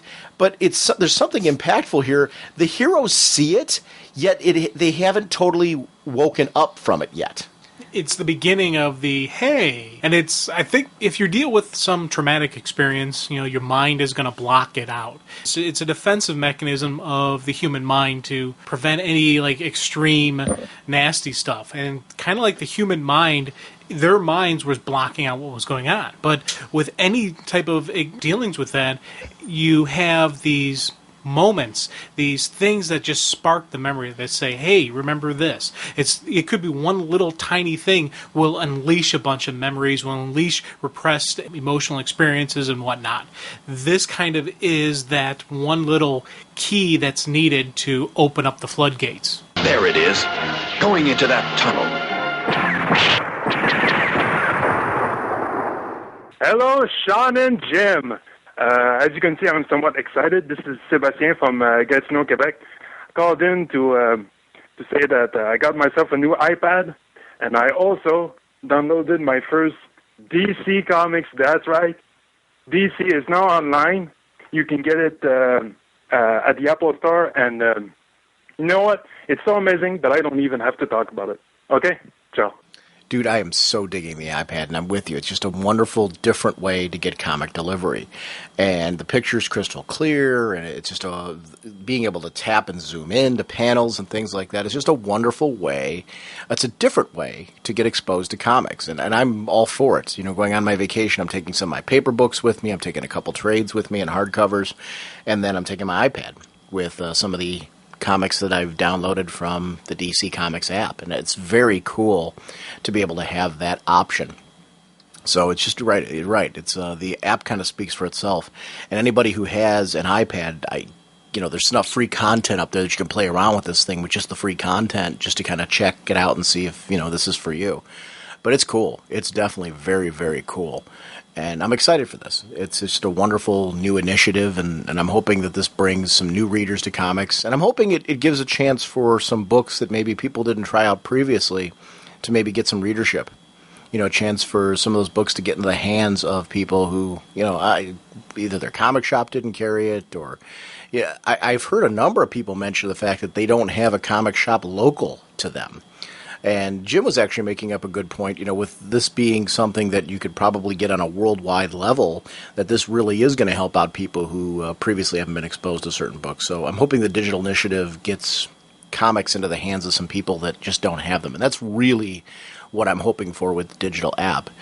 And I do, like I said, the price point seems to be right now. I'm very happy with the initial price point. I'm curious to see if it follows after a certain time frame, things will drop in price. And that to me I think that should be the ultimate goal, would be that, when things are fresh for release date, they should be at that $2.99 price point, so you're not taking away from the comic shop audience, but then, giving the digital people, hey, if you want it on release day, here it is at that price point. And I think that makes sense. But then to say, but if you're willing to wait a month or two, we're going to drop it down for you. And I think that's cool. I think it's really just a cool, neat way to kind of get that exposure out there. So I'm glad somebody else is digging the iPad app. Hey, Sean and Jim. This is Dave Faust calling from cold and rainy South Korea. Wanted to call and say congratulations on 200 amazing episodes of just a great podcast, a podcast that I listen to as it comes out, and a show that I was proud to be a part of for those 2 episodes we did on Doom Patrol. I would love to do it again sometime. So, you're talking about favorite stories or favorite storylines of all time. God, with DC, there are just so many. I think about, of course, the two that I'm studying, like Final Crisis and Seven Soldiers of Victory. Both of those just blow me away each time I read them, and I've lost count of the number of times I've read both. I gave up trying to count a while back. Of course, there's also James Robinson's Starman. That story, that book, all of those, beginning to end, is just amazing. It's practically, in my opinion, it's the great American novel in comics form. It's just beautiful. Of course, Crisis on Infinite Earths, the great granddaddy of them all. And God, so many. Batman the Cult. And I was rereading that not too long ago. Bernie Wrightson, Jim Starlin on that. That is a master. So, God, favorite DC stories? I could be here all day, but I'm sure you're going to cover most of these anyway. And you've already covered pretty much all of the ones I've mentioned in some form or another. So, congratulations again. You guys do such great work, and it's an absolute pleasure to listen to it, and can't wait for the next 200. It's going to be awesome. Anyway, guys, take care, stay warm, have fun, and later. Bye. It's funny. We're preparing the episode for the greatest DC Universe stories of all time, and probably a lot of the questions people are asking, why haven't you aired it already? The undertaking of actually putting this together and going through, because I'm every time he actually just listed off stories that I literally, when I was just doing my last run through of preparing for this episode, some of those I had just added. Things like Seven Soldiers of Victory and stuff like that I started looking at. It's funny, when Jim and I were taking a look at our list, I'm having a big trouble paring my list down. Because obviously we don't want the episode to be, 8 years in the making. It's funny, when we talked about doing the greatest DC Universe stories of all time as a special episode of the show, we were planning on doing it for episode 200, not realizing what an undertaking it would be to actually put together that kind of list. And it's honestly more so for me than for Jim, because I go all the way back to the 70s. So to try and pull everything from my entire DC Universe reading experience has been very difficult for me. I keep making lists, and as I'm making lists, I find stories that I've left out, and then, I'm trying to pare down those lists, but then when you find those stories that you left out, you want to plug them into the list.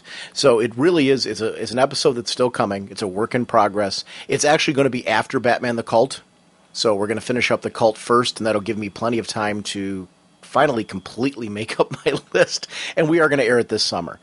The Cult's going to come next, and then we're going to air that episode.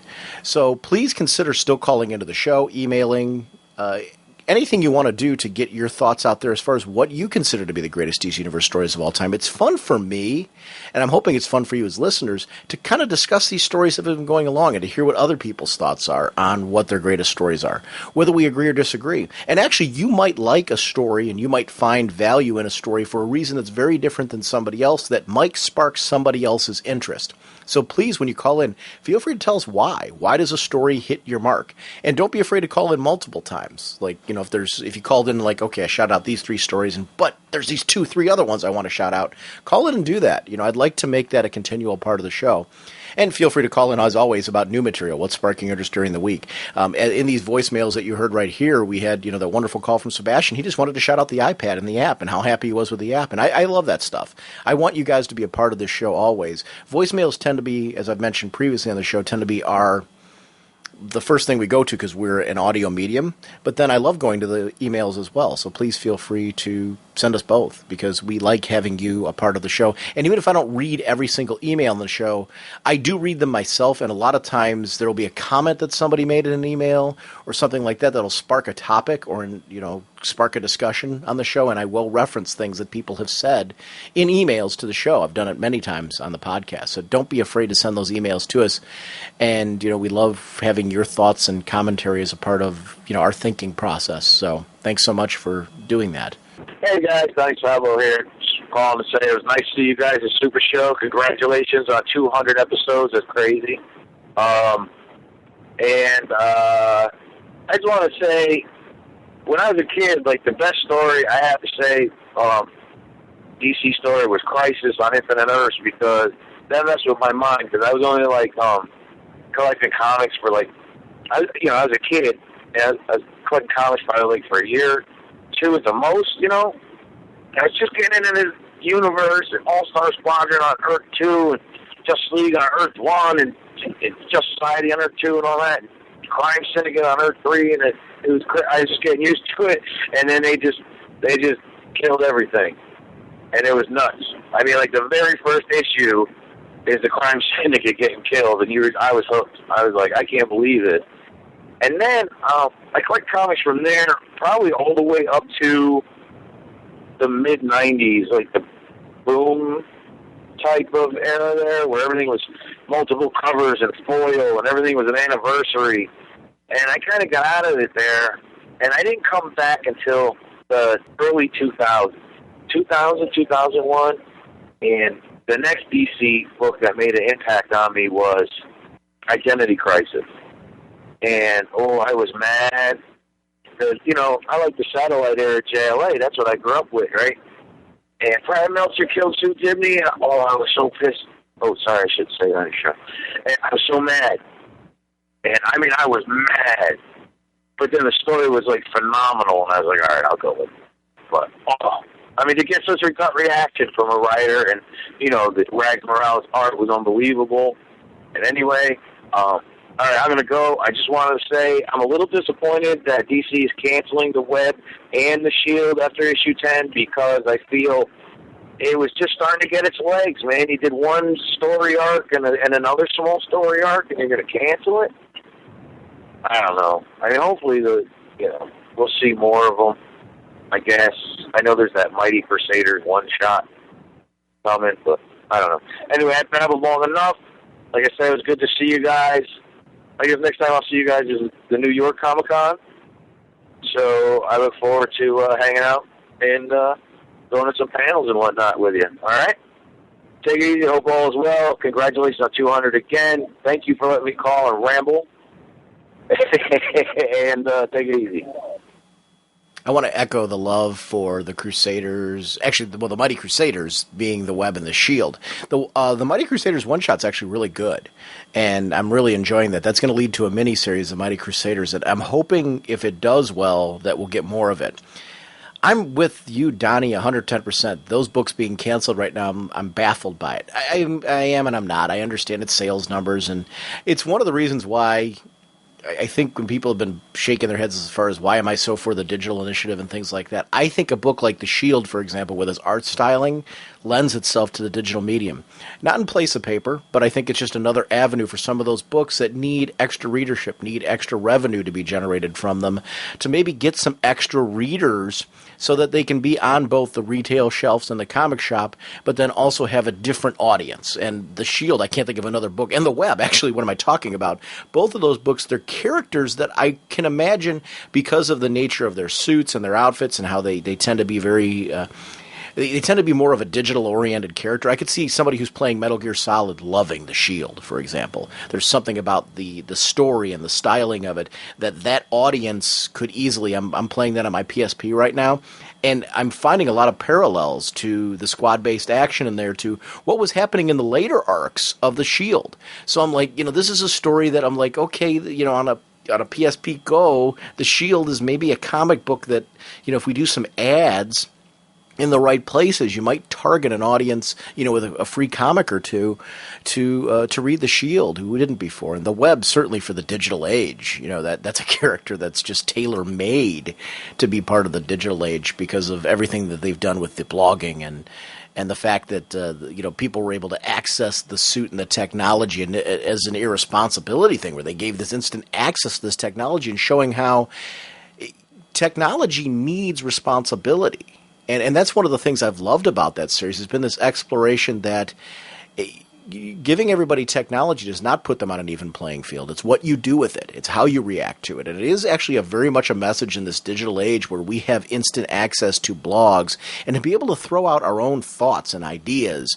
And a lot of times without filters. A lot of times we forget graces and social graces and things like that when we're on the internet, because we're a little bit more private, a little bit more hidden.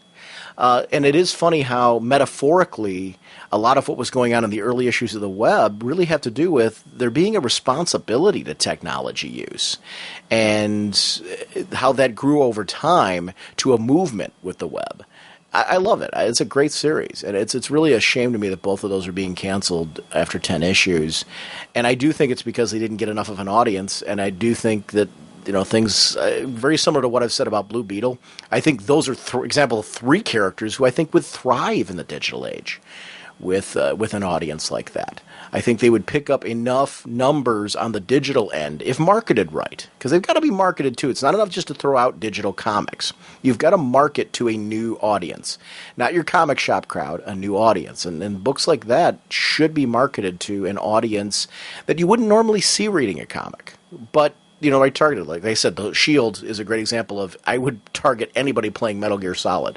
I think people like that would really enjoy reading the Shield for the same reasons I do. And I think there's a lot of interesting parallels to the type of storytelling you get in Metal Gear Solid and, what you get in the Shield book. I think that there's something very cool about that, especially with the new Metal Gear game they announced at E3.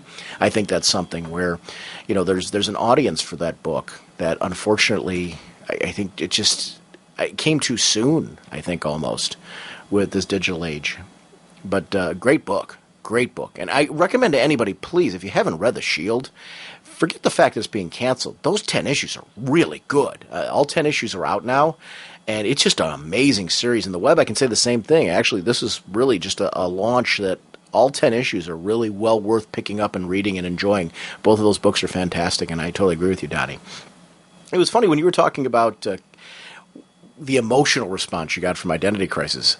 I love that, because to me, it's not if they're going to kill a character.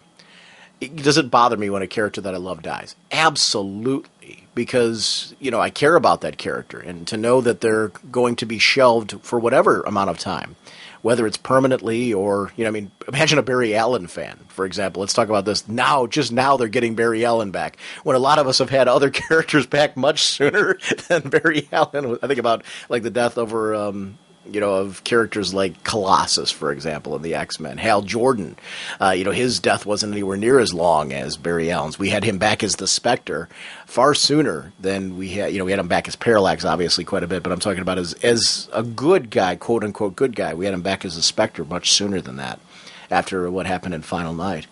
And it's interesting that I'm with you that it's a good story, it's a strong story if there's an emotional response, if you care. I'll tell you a great example is our last episode we talked about Birds of Prey #2. They killed two characters, Gail Simone killed two characters in there, Savant and Creote, two characters I loved. I loved both of those characters, but it made sense for the story. There's a storytelling purpose. There's more to come from it. And to me, the story doesn't matter if I don't care about the characters they're doing it with. And they're characters she created as well, which, I don't know, I really am digging that story and the sense of intense danger for the birds right now. And they wouldn't matter if they weren't characters that were in some way tied to the birds. They weren't just random characters that were picked for no reason, just to kill characters. They were killed specifically for the purpose of showing that, this is what's happening in their world, and that the threats that were made, the threats of killing people that are associated with them in a certain time frame, are very real, and they really do matter. So it's interesting to see that happening, and that I care, and that actually made me care more about the story. I'm not all for indiscriminate death in comics, but I think when there's a storytelling reason, like you said, for Identity Crisis, the Dibney's death, it actually made me care about them even more. And they're characters that I'm still clamoring for their return, because I've grown to care so much about them, both in their death and then in their appearances afterwards. We got to see them as ghosts for a little bit, making an appearance.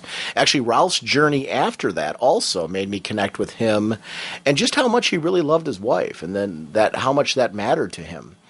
And seeing him kind of hit a point of redemption, where he kind of pulled himself up and showed why he is the man who he is.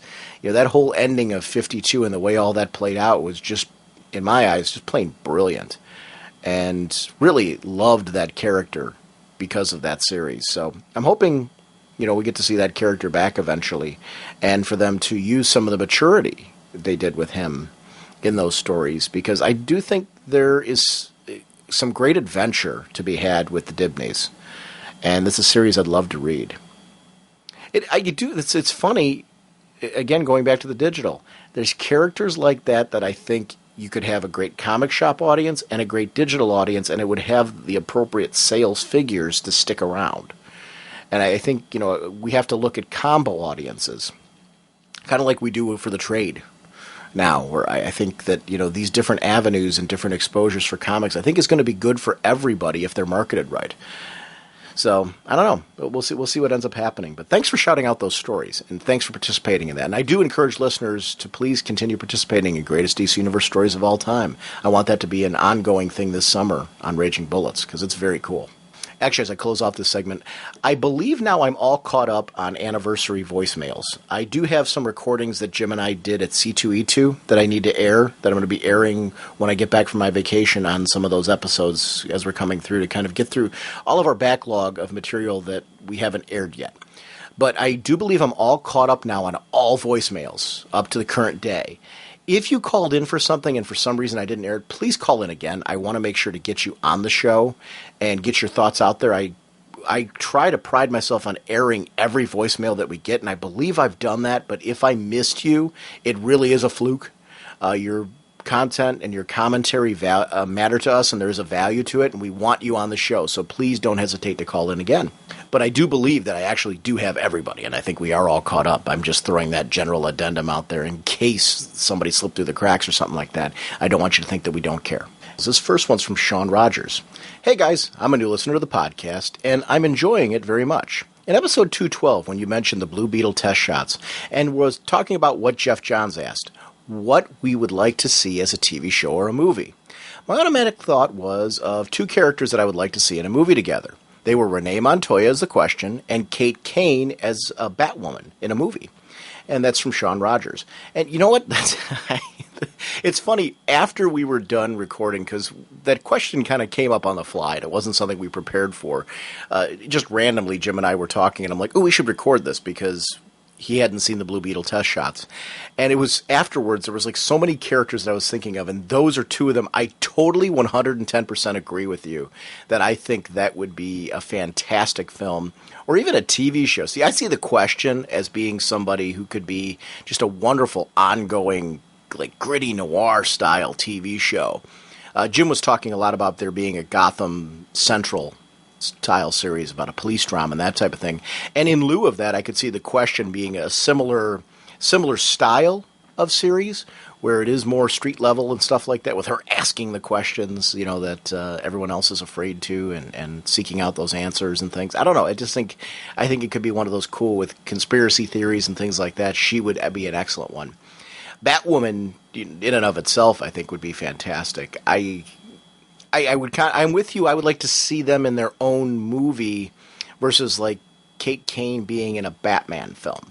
Not because I wouldn't want to see them together. I just think that Kate Kane's an interesting character that I think would do well on the big screen just in general. So I don't know. I'm hoping we see something like that.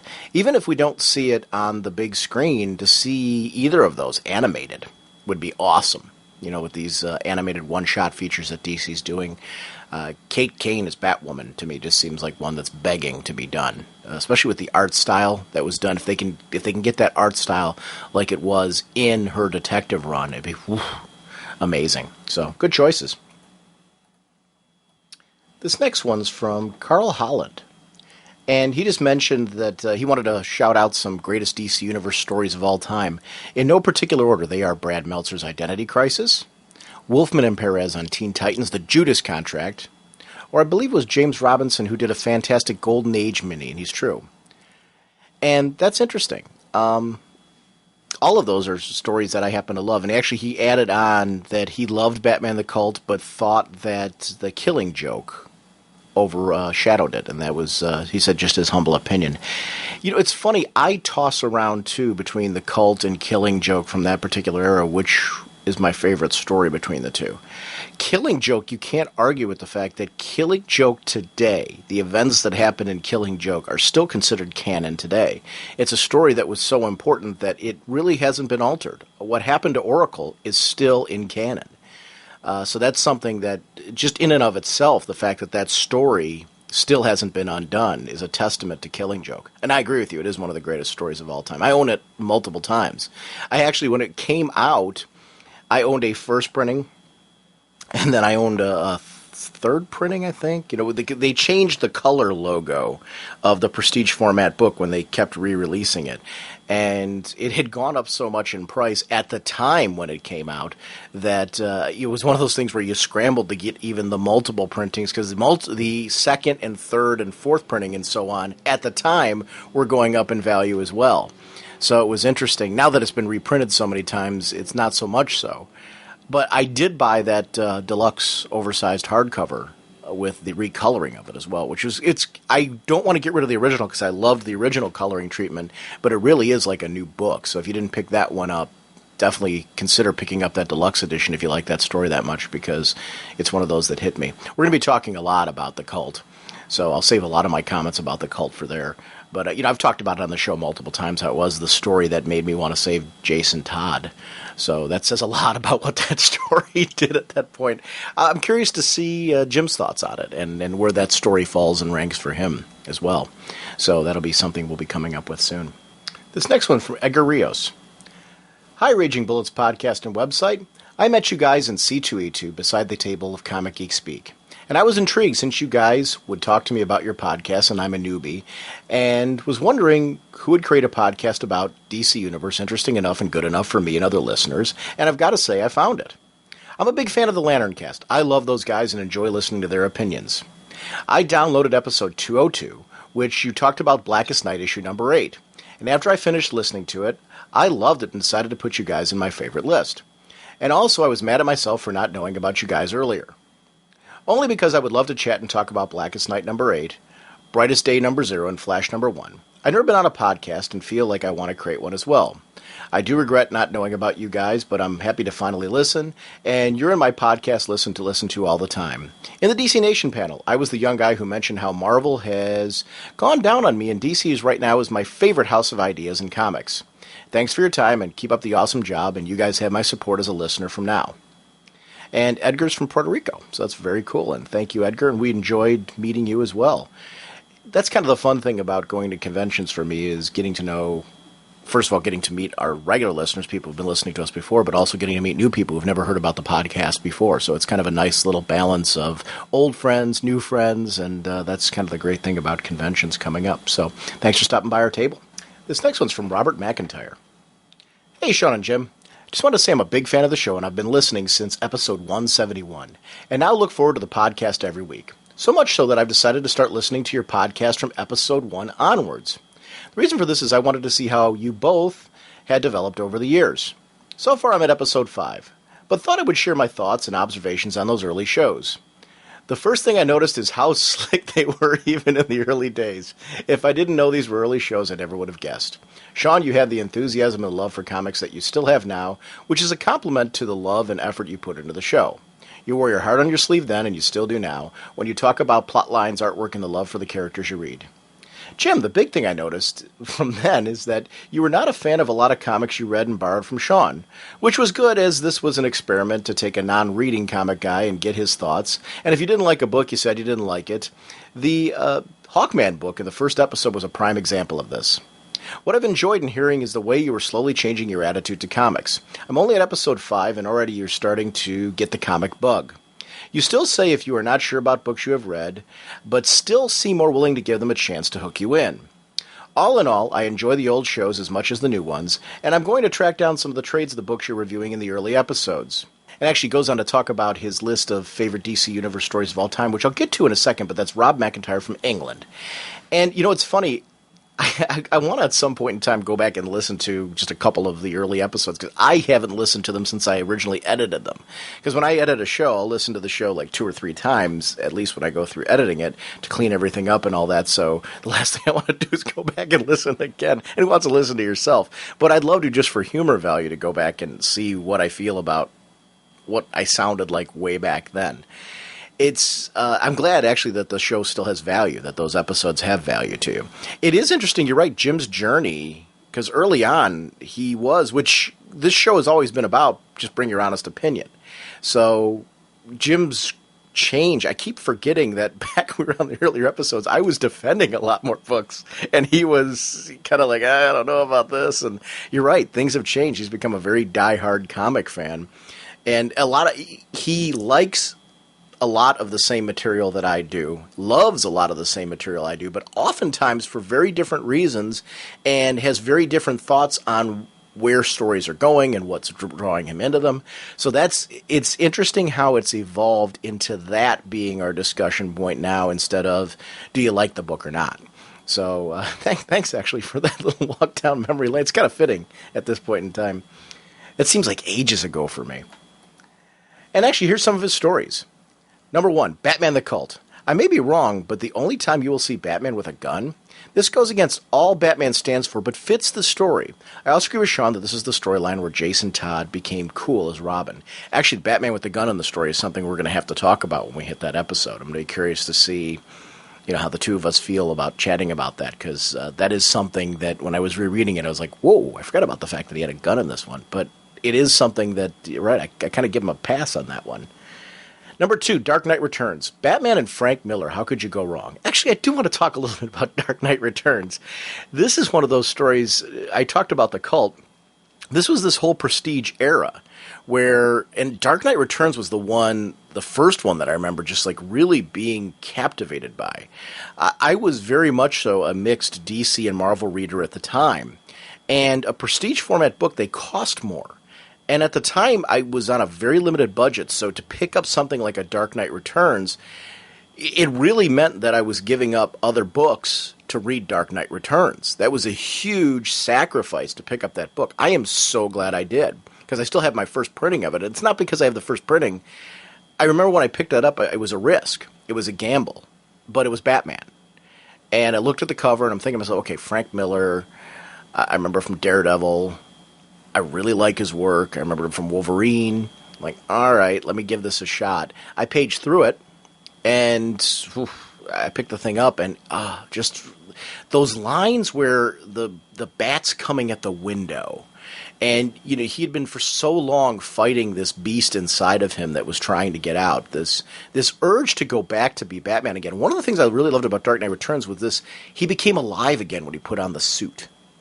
And there was something infectious about that. It kind of plays into the fact that this man really does have this deep sickness. But I remember at the time just being like, wow, it's cool to be Batman. And that's something, as a kid, it made me feel like a kid again. Because there's something about the fact that the hero, there's something energized about them when they're in the outfit, when they're in that role again, that it just totally captivated me in that story. We have to do that on the show at some time. We've never done Dark Knight Returns. So that'll be something I guarantee you we'll end up doing it down the road. Number 3, he put down JLA Year 1. The retelling of the JLA early years got me hooked into the JLA, and I'm still reading today. That was wonderful artwork, and that was Barry Kitson, and it was Mark Waid. And just a beautiful, beautiful, gorgeous book. And it is something, if you haven't picked up JLA Year 1, it's still, today, it still feels like an important retelling of JLA. You know, I recommend stories like, I still recommend things like Man of Steel, even though it's kind of out of continuity now. I still recommend, because, we've done this big Secret Origin story where it's kind of reworked and reimagined it again. And, Birthright I still recommend. Year 1 for JLA is definitely a story that you should grab. Number 4, Sandman 21-28, Seasons of the Mist storyline. The Endless family gets together and the Sandman goes to hell to take on Lucifer.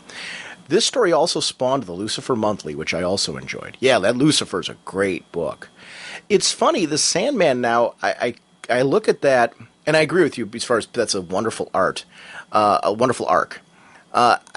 would be hard-pressed to pick my favorite Sandman arc. I haven't had a chance to go through and completely read. I've got the Absolute editions, and it's one of many collections that I want to sit down and read. And I was actually thinking of taking one of them with me when I go to California, but then I'm like, the size of it, it really is something that I need to read here at home.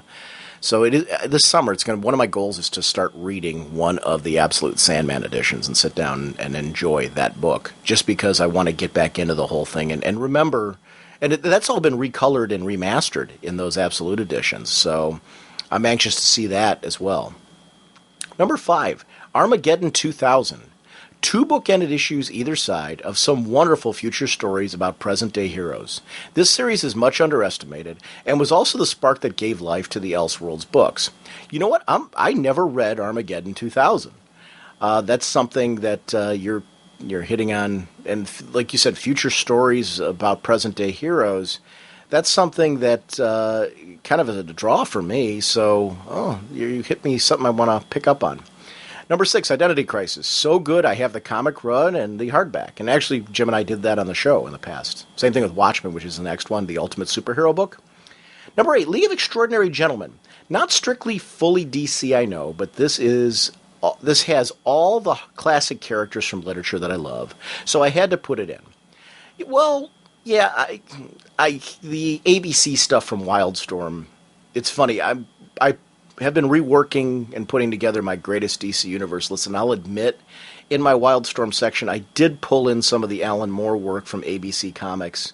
I actually pulled in, I cheated a little bit, and I did pull in some Wildstorm stuff that is not DC, just because the imprints become DC, and you can't, I don't think you can look at Wildstorm without looking a little bit at its history, and I did follow some Wildstorm books before they were DC, and then that continued my enjoyment of Wildstorm. It is one of those imprints that I like their experimental nature over at Wildstorm. League of Extraordinary Gentlemen is absolutely brilliant, though. So, and that's Top Shelf is the company now that's continuing to publish League of Extraordinary Gentlemen, and I still follow that because I love Alan Moore so much. Number 9, Batman Son of the Demon. Classic Mike Barr story, and also the first appearance of Damian Wayne on the last page. And he's got a question mark at the end there. Yeah, that's interesting. I'm wondering, too, from recent storytelling, is that actually Damian Wayne, or is it this whole test tube baby thing that they were talking about before? I don't know. I actually kind of like the idea that story might be considered in canon, but I'm with you now that there is a question mark as well.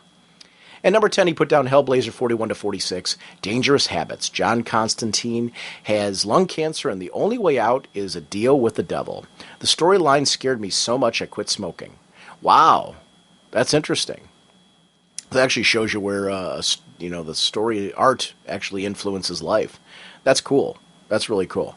I'm into Hellblazer now. I'm very late. I started following Hellblazer in the 200s. So for me, it's I'm really Johnny come lately with Hellblazer, but it's an awesome book, and I totally get the love for it, and actually give me one that I want to go back and seek out and read, because John Constantine's just I can recommend that to anybody. And actually, don't be intimidated by the numbering. Very similar to other characters, you jump on a brand new arc of Hellblazer and you're right on board. So, or grab a trade of Hellblazer and pick it up. I did not feel you had to go from the beginning. I got right into the book I want to read more of the stuff just because I'd like to know some of his backstory. But you don't need to know anything because you get to know the character very much through his adventures.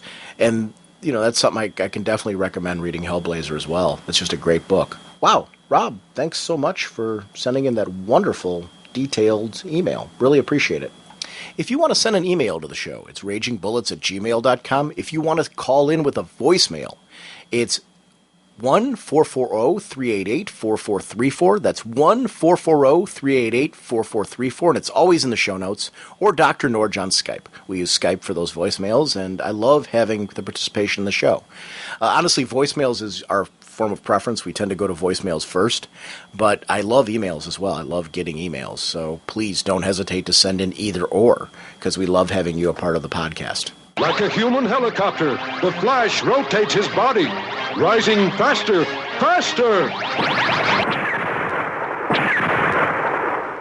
Yeah, we took a little break here, and one of the things I did, I went and looked up Zatanna's costume history, just because it was driving me nuts, because I knew that I had read early appearances of Zatanna with that costume that we saw. And I knew what Kent was saying.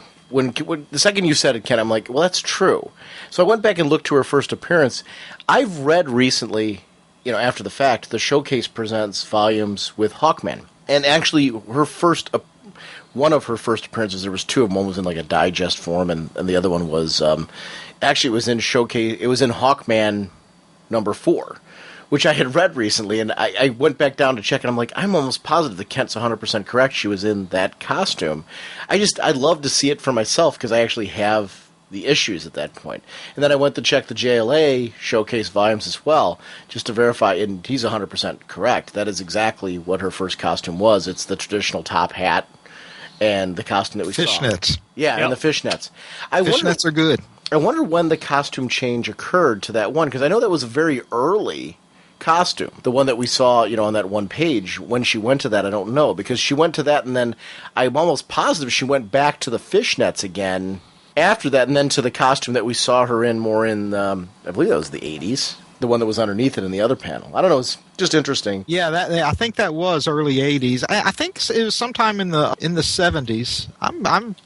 Since I'm sitting here right at my computer, I'm going to just do a little Google search and see what I can find. I wonder what drove the idea to change those costumes for her. I understand the 80s one more so, because I think they were trying to kind of make her look a little bit more superhero-y, which I guess would have been the idea behind the other one as well. I don't know. Well, it's actually, I just found something very quickly here, and it refers to when she joins the Justice League of America in number 161.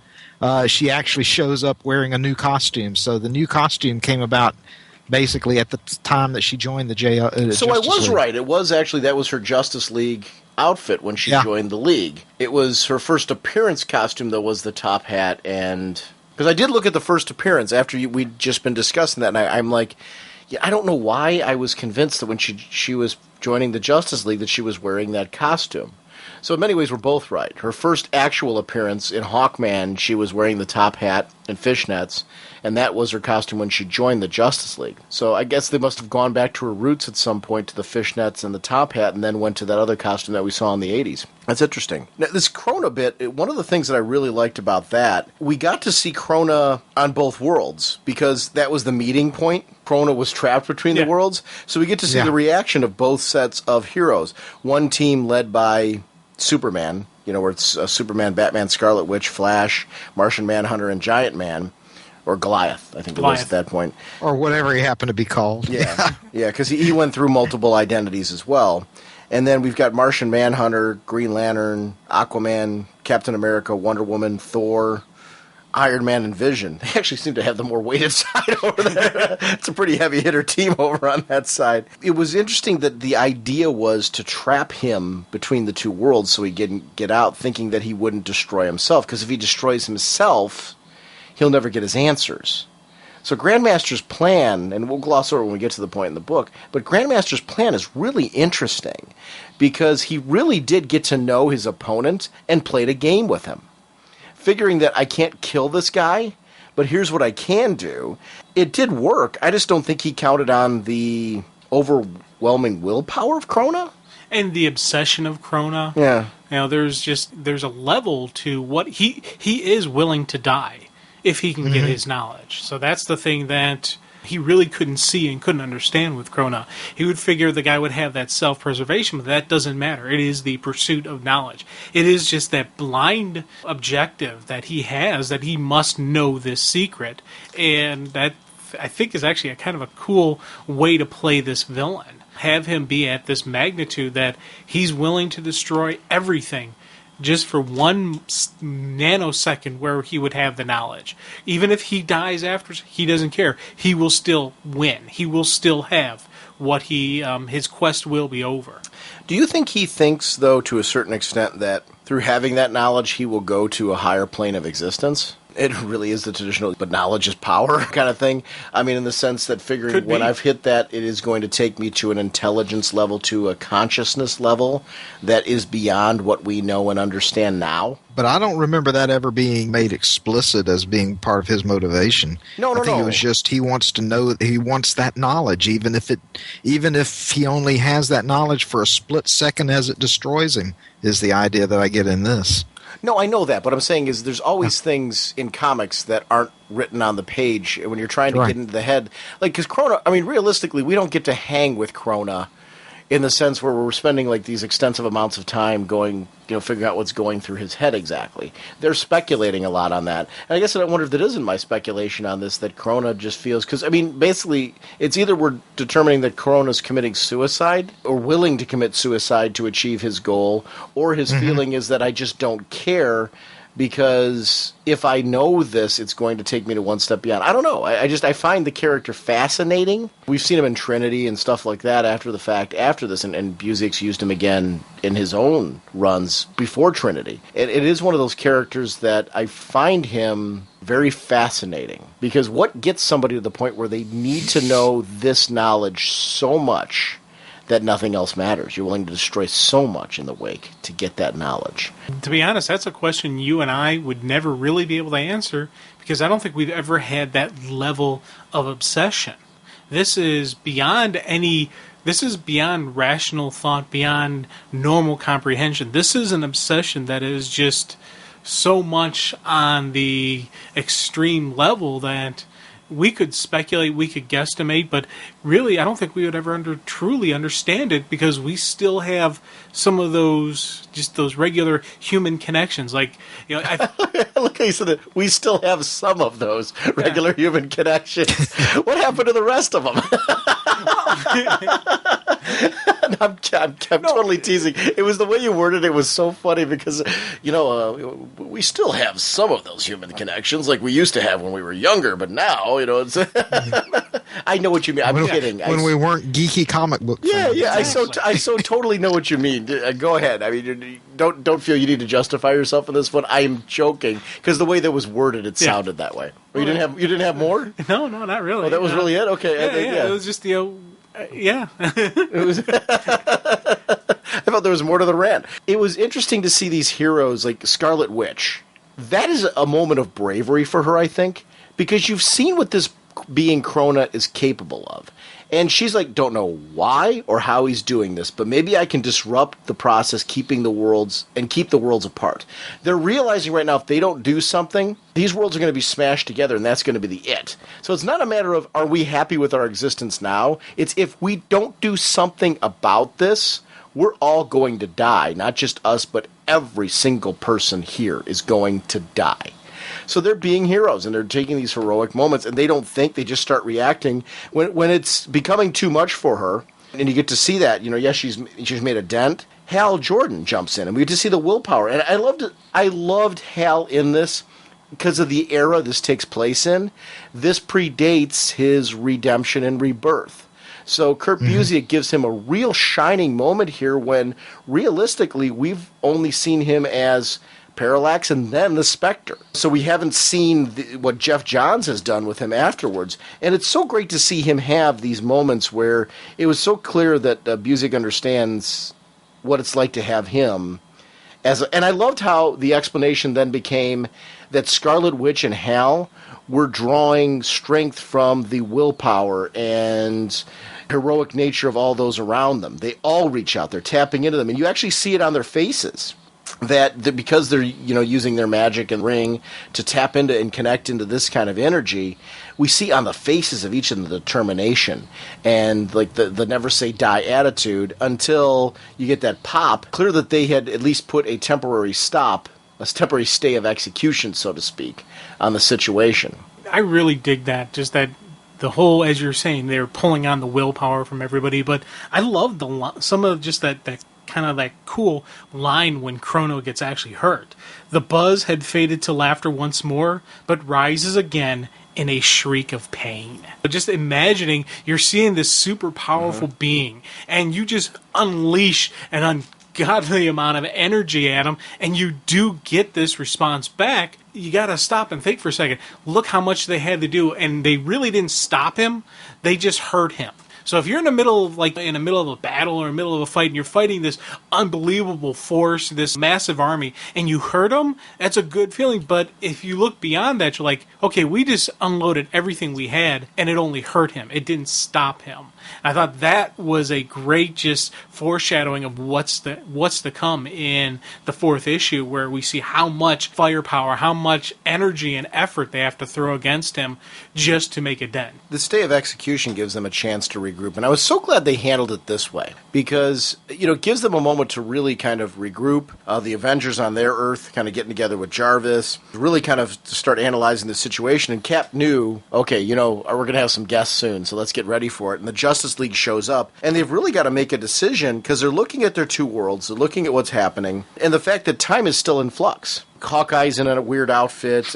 We get to see U.S. Agent out there. In our world, we're seeing, characters like Firestorm and Hawk Girl or Hawk Woman in kind of her more classic Shadow War of the Hawk outfit. I have a question here. Mm-hmm. Wasn't U.S. Agent Steve Rogers? No, actually, U.S. Agent was the person who took over for Steve Rogers. I'm drawing a blank on his name right now. It was the guy who was Captain America temporarily.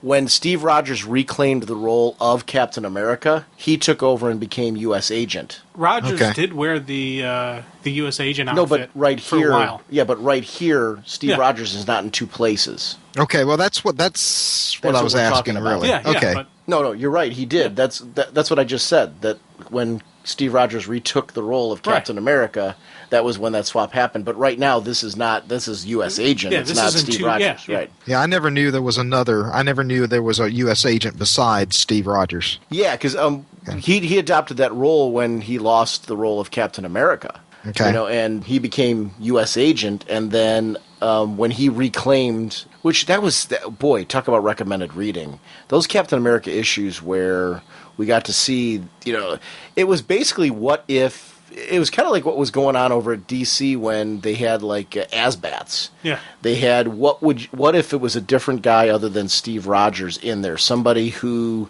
didn't have Steve's sense of morals, his sense of values, his sense of leadership and all that. What if it was somebody who was more of a bruiser, who wasn't quite... he was a different kind of soldier. And we get to see that person in the role of Captain America and how ultimately he couldn't hack it. Not the way that Steve did. But the cool thing was U.S. Agent was such a well-developed character when he was Captain America that there was room to tell kind of like what happened with Azrael. Yeah. He was a character that kind of took on a life of his own beyond that and became a very interesting character as U.S. Agent. And I believe he was on... Boy, I might be drawing a blank. I believe he was on the West Coast Avengers, actually, as U.S. Agent, I think. Yes, I believe he was. And I'm not 100% sure I'm drawing that right, but I thought he took a role. I know he was on the Avengers at some point, but I thought it was West Coast. I'm pretty sure it was him and War Machine were on West Coast.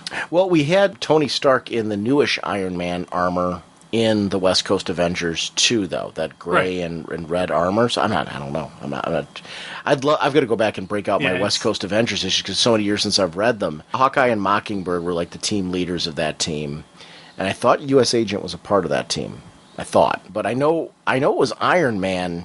at least at some point. But you're right. I thought War Machine was a part of it too. Yeah, War Machine was also a part of that. I know War Machine was a part of that team as well. I think he was part of the team until Tony Stark reclaimed the armor. Maybe, I don't remember. But I mean, it's kind of interesting looking at this, and that was who U.S. Agent was. I liked that character, although the shield that he's wearing there, it actually looks like a modified version of Cap's shield. It's got to be the shield that was there. Anyway, while they're observing all this and trying to figure out how to get to Grandmaster, because figuring this is the only way to get answers is to go after the Grandmaster. It is weird seeing Batman drinking tea. Yeah. I'm like, he's hanging there having tea, which would obviously, I mean, Alfred, I'm sure, would make him stuff like that. It's funny, though, seeing him in, I guess, such a bright setting having tea. I don't know that I would be as shocked to see him having tea in the Bat Cave, but to see him here, it is. Phantom Stranger shows up, though, and just like the Phantom Stranger would, it was cool to see him show up on a different world like this, and to basically say to them, I can take you here. I never realized that he was showing up on a different world. Because they're in the Avengers. Absolutely right. Yeah. And right away, Superman vouches for him, and because he's been a member of the Justice League, he's a reservist at that point. He offers to take them there through this other plane of existence. I'm a fan of this kind of stuff, where you get to see these like otherworldly kind of places. Are their costumes actually? Is it just the colors that are changing, or is there a physical change to them as well? I think there's some physical changes going on, or if it's just the lighting in this place. Because I don't know. I thought there was. I think it's almost like a negative imagery going on there. Yeah, because of the plane of because they're on almost in a different plane of existence at this point. Yeah. But regardless, their arrival, they eventually show up in Krona's place. I'm not Krona's place, I'm sorry. They eventually show up in Grandmaster's place. He's like barely alive. It is interesting that this guy cares so passionately. Well, I don't know if it cares so passionately. Do you think it's his need to win or his need to protect the universes and stop Krona? What is it that's driving and motivating Grandmaster, do you think? Because I don't know much about the character. I'm going to admit that. I know he's a gamesman, and he played his game and got Krona to a certain point. Do you think it really is that he cares about the universes and doesn't want to see them destroyed to the point where he's willing to give his own life to do that, or risk giving his own life here?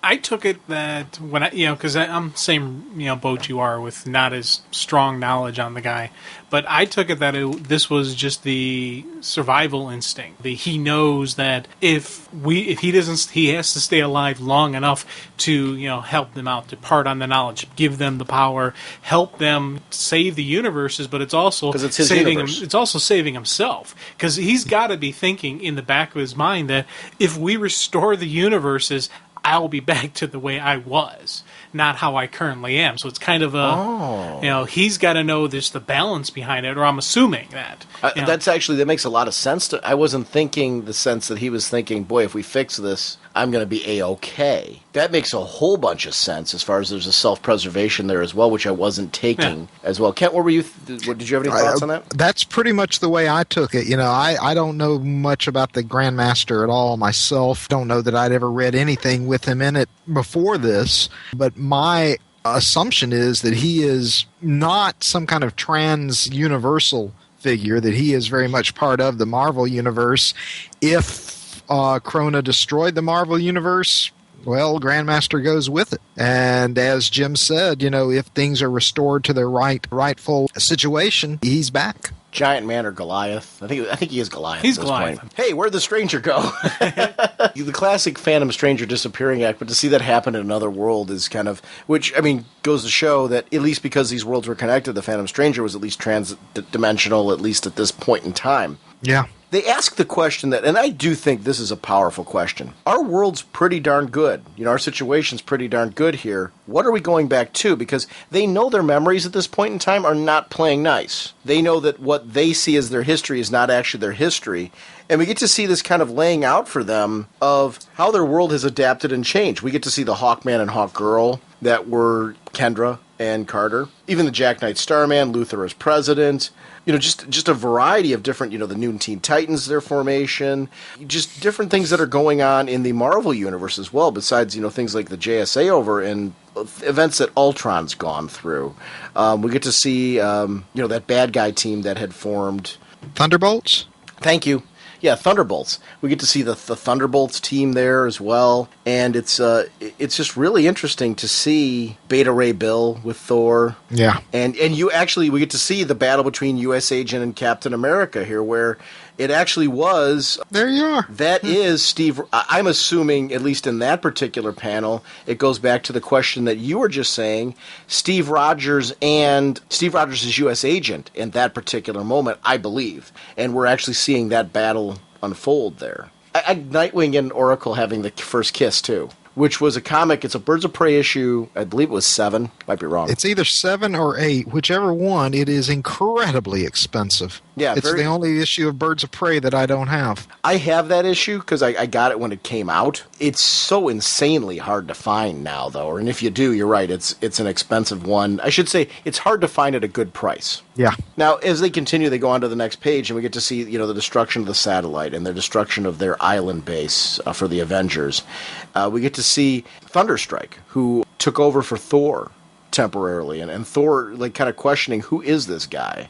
Reformations of the League, Thanos, and just going through each event for Captain America, what he went through, Wonder Woman, what she went through. The one that really pulled my heartstrings was Yellow Jacket. Yeah. Where Goliath had to look at that and say, oh my gosh, I'm giving up my marriage here. I did to the woman that I love, because he really's in love with her here.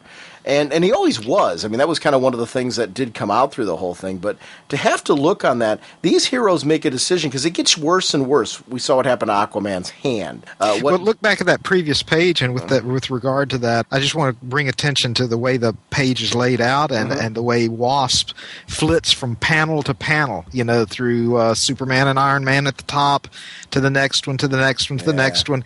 And then you can see her just basically stopped cold in that bottom panel where she and Hank are. Even her hands have dropped down at that point. I know. I mean, that's what I mean. She just, is obviously in shock there. And actually, building on what you just said, you saw her flicking around through that entire page. You don't see her flicking around at all on the next page. Right. Aquaman's going through that Scarlet Witch and Vision, see this horrible thing that happened to them with the kids. Barry sees his own death. Batman sees what happens to one of his Robins and a breaking of his back. Diana sees the death of her mother. You're right. I didn't notice, I'm going to be 100% honest with you. I noticed Wasp in those panels, but I didn't notice it. Yeah, didn't see her. The way you laid that out, I was just kind of like, oh, wait a minute, that is so totally what happened there with the hands drooped down at the side. And I think I was so focused on the monitors themselves that I didn't actually see what was happening there. They want to ask the Grandmaster more, because at this point, I think you want guidance as far as you want this otherworldly being to tell you what to do. Mm-hmm. Is that really how it happened? And then they're going to ask the logical question, what should we do next? What is the right thing to do? And at this point, it really is an issue of, it's not a matter of him deciding the right thing to do. They need to decide the right thing to do. And these heroes really talking about, especially like Barry Allen sitting there. These guys know, Barry knows he's dead. I think we know we won't all live to retire if that's what it takes. And then hell, we did leave legacies, but what I did. And Superman, this moment, we get to see Superman now that this is calming. They've kind of come outside all this. This is a Superman line here. Yes. Great moment. Look, Hal, we don't even know if defeating Krona will fix things. Maybe there's another way. And why I think that's a Superman moment, it's you guys can't sacrifice yourselves here. We're going to do something and find another way to do this. And even though that's not ultimately the route that they went, I did like that there was that let's find another way, because that to me is Superman would not be okay with the idea of his friends basically committing suicide, because that's what they're doing here. Right, and it's in the Superman way is there's always a way to make things better. There's always a way to fix it. There's always a way to say he knows he can't save everybody, but he's always going to try to save everybody. And I thought that was just kind of a cool, definite cool moment of we're getting some of our Superman back. When they're all saying, we got Hank and Wasp, Aquaman and Wanda, still and Vision. holding his hand. Yeah. I mean, all of them looking at this whole thing together and sitting there saying to themselves, I don't know about this. I'm not comfortable. It's hell. I know, Wanda. I know. I saw myself go mad and murder friends. But there isn't another way, and we all know it. There are millions, maybe billions, dead or dying in the worlds as they are. Can we choose their deaths because they're easier to bear? The reality we saw, it's the truth. Good, bad, love, pain, it's real. It's the one we're pledged to protect, not to play God with. What's interesting is you go back to the beginning, and Captain America was accusing this world of being one of gods, the DC universe, of being one of gods that don't have a street-level connection with their people. And this is Hal saying, we don't have the right to play God. We are not gods. So he's validating, and we see the respect here that's coming out of these teams where there's an understanding now that we're all heroes here. And you see Cap and Superman, they're in a very different place right now. Then we're agreed. The handshake right there shows us the spell that was over them as being the representatives of this world is gone now. And right. And that was something to me that was so interesting throughout it, was this idea of the spell affecting them. Actually, I want to talk real quick. I want to jump back to the to the Grandmaster thing for 1 second. I gambled Chrono would not destroy universes if his fate was tied to them as well. But universes fundamentally incompatible. Nature's too different. Some of you affected, so strongly attuned to your true realities, sensing changes, making you edgy, uneasy. Memories fighting to surface, strain caused disruptions. So these guys were both going through these memories fighting to surface. The strain of it. It was making them uneasy. It was this event. It wasn't their personalities were being altered and manipulated. Maybe I've been using the word manipulation. I don't know if that's the right word. I think it's more so that they were being affected by the cosmic event that was going on in them in a way that they couldn't describe themselves. This moment right here so totally explains what was going on to both Superman and Captain America and why they were behaving what they were. Right in his words right there. Yeah, that's what I was saying, because I don't think they were being manipulated at all. I think it is just the fact that, as he says, that those two in particular, are so strongly attuned to their respective universes. But I think what it was is, though, this started happening to the two of them when the universes started really interacting on a strong level, and almost there's the bleed over of the two, where the two of them were kind of popping up into those, and the analysis of the two. That you're right, it is the fundamental incompatibilities of the two that was really doing it. So the word manipulation, I actually want to take back at this point and say that it's not so much manipulation as it's what Grandmaster was saying there is really kind of the layout of what was going on between the two of them, which is kind of cool. They make this decision for all of them to fight, and I loved this ending of seeing their arms all go up. We're coming for you, the Justice League, the Avengers United, all the way to the bitter end. With Metron just looking at it going, it just, but seeing that, to me, it's a very iconic image of these heroes all standing together, united. The uneasiness that they were feeling between their two worlds is now gone. At least I think. Oh, definitely. And I tell you, it was a real moment. If not gone, it's recognized and they're dealing with it. Yeah, it was one of those, kind of hoorah type moments that really gets me going when I'm reading this type of stuff. And I talk a lot about just those, that energy that you can get from a comic. And for me, this really, first time read through, it was really at this point that everything just started maximizing and just going through, yes, boom, boom, boom. All right, now, and going back through the second time, the third time, you see the build-up for this. And that was, I think, part of the reason that made such a really cool moments was we've been saying how we're getting our Superman back. We're getting the people that we know how they should act, how they should be. We're now seeing these people coming back.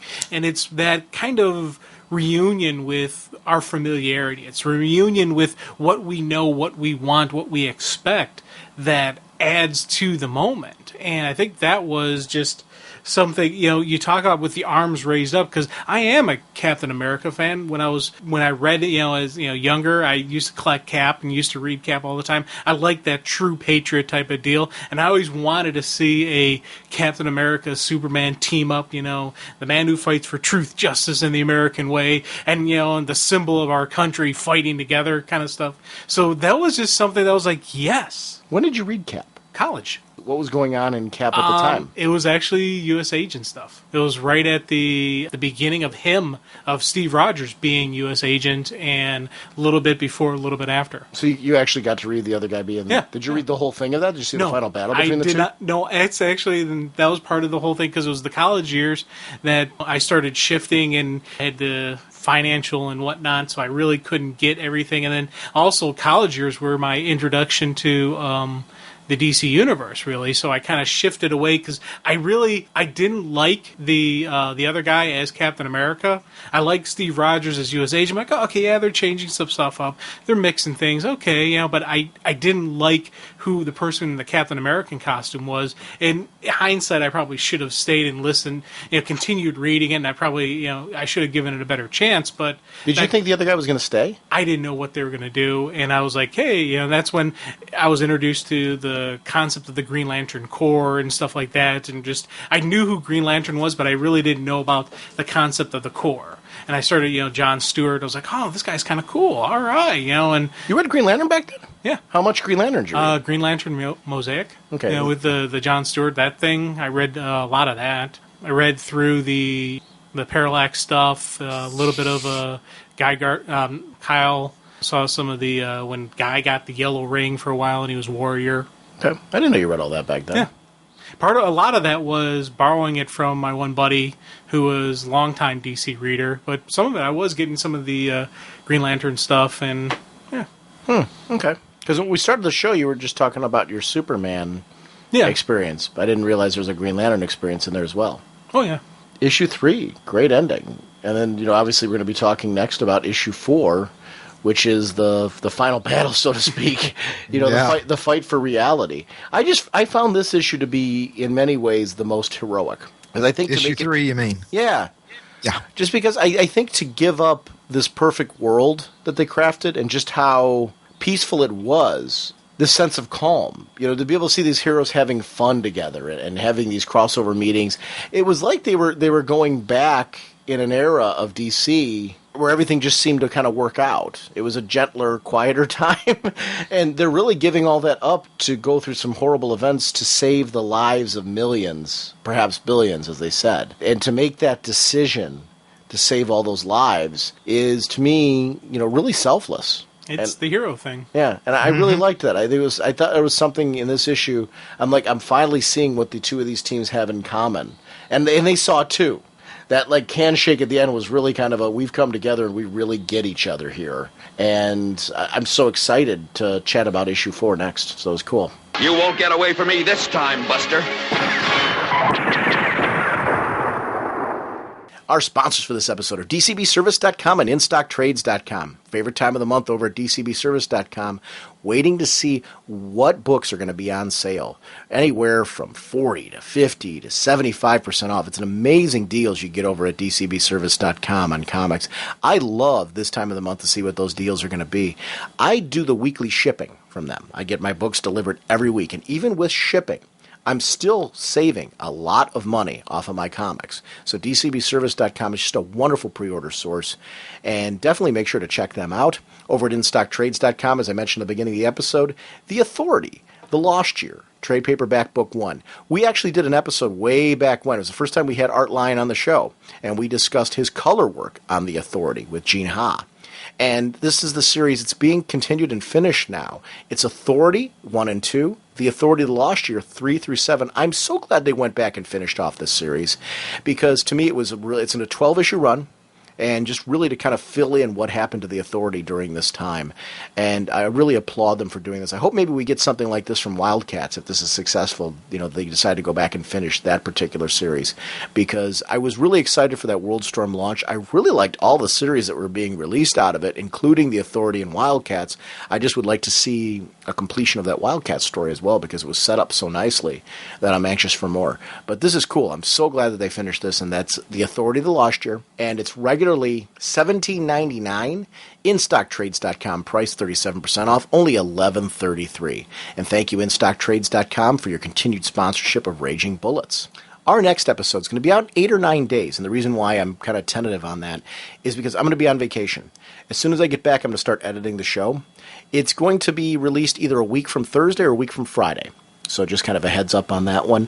I'm going to try the best I can to get it out on that Thursday. That's actually when I get back, though, so I don't know how time-wise I'm going to be able to get that done, but I'm going to do my best to have it out on the Thursday, but it'll be Friday at the latest. So, and then we'll be back to a normal schedule. But that's going to be JLA Avengers Issue 4, and we'll wrap up the complete version of that series. So hopefully you've liked this walkthrough of the series. It's been fun for me. Actually, it was funny. I came to some conclusions at the end of this episode about manipulation, and you'll see on issue 4 that there's elements of that I still feel are very valid in the story. It's funny, as we did this exploration of the series, with each issue I found that I was re-examining ideas that I had gone over previously and coming up with new thoughts. And I kind of came to a conclusion as far as why that manipulation idea kept coming into my head, and it actually is on next episode. I really want to thank Kent Hare for joining us for this, because Kent was a real trooper. We put forth 4 pretty hefty episodes to cover this particular series, and I'm really proud of the work that we did, and I really want to thank Kent for all the background work that he did behind the scenes on this one. It was really a lot of fun to have him join us on the show. We will see you, like I said, in about 8 or 9 days tops. Bye!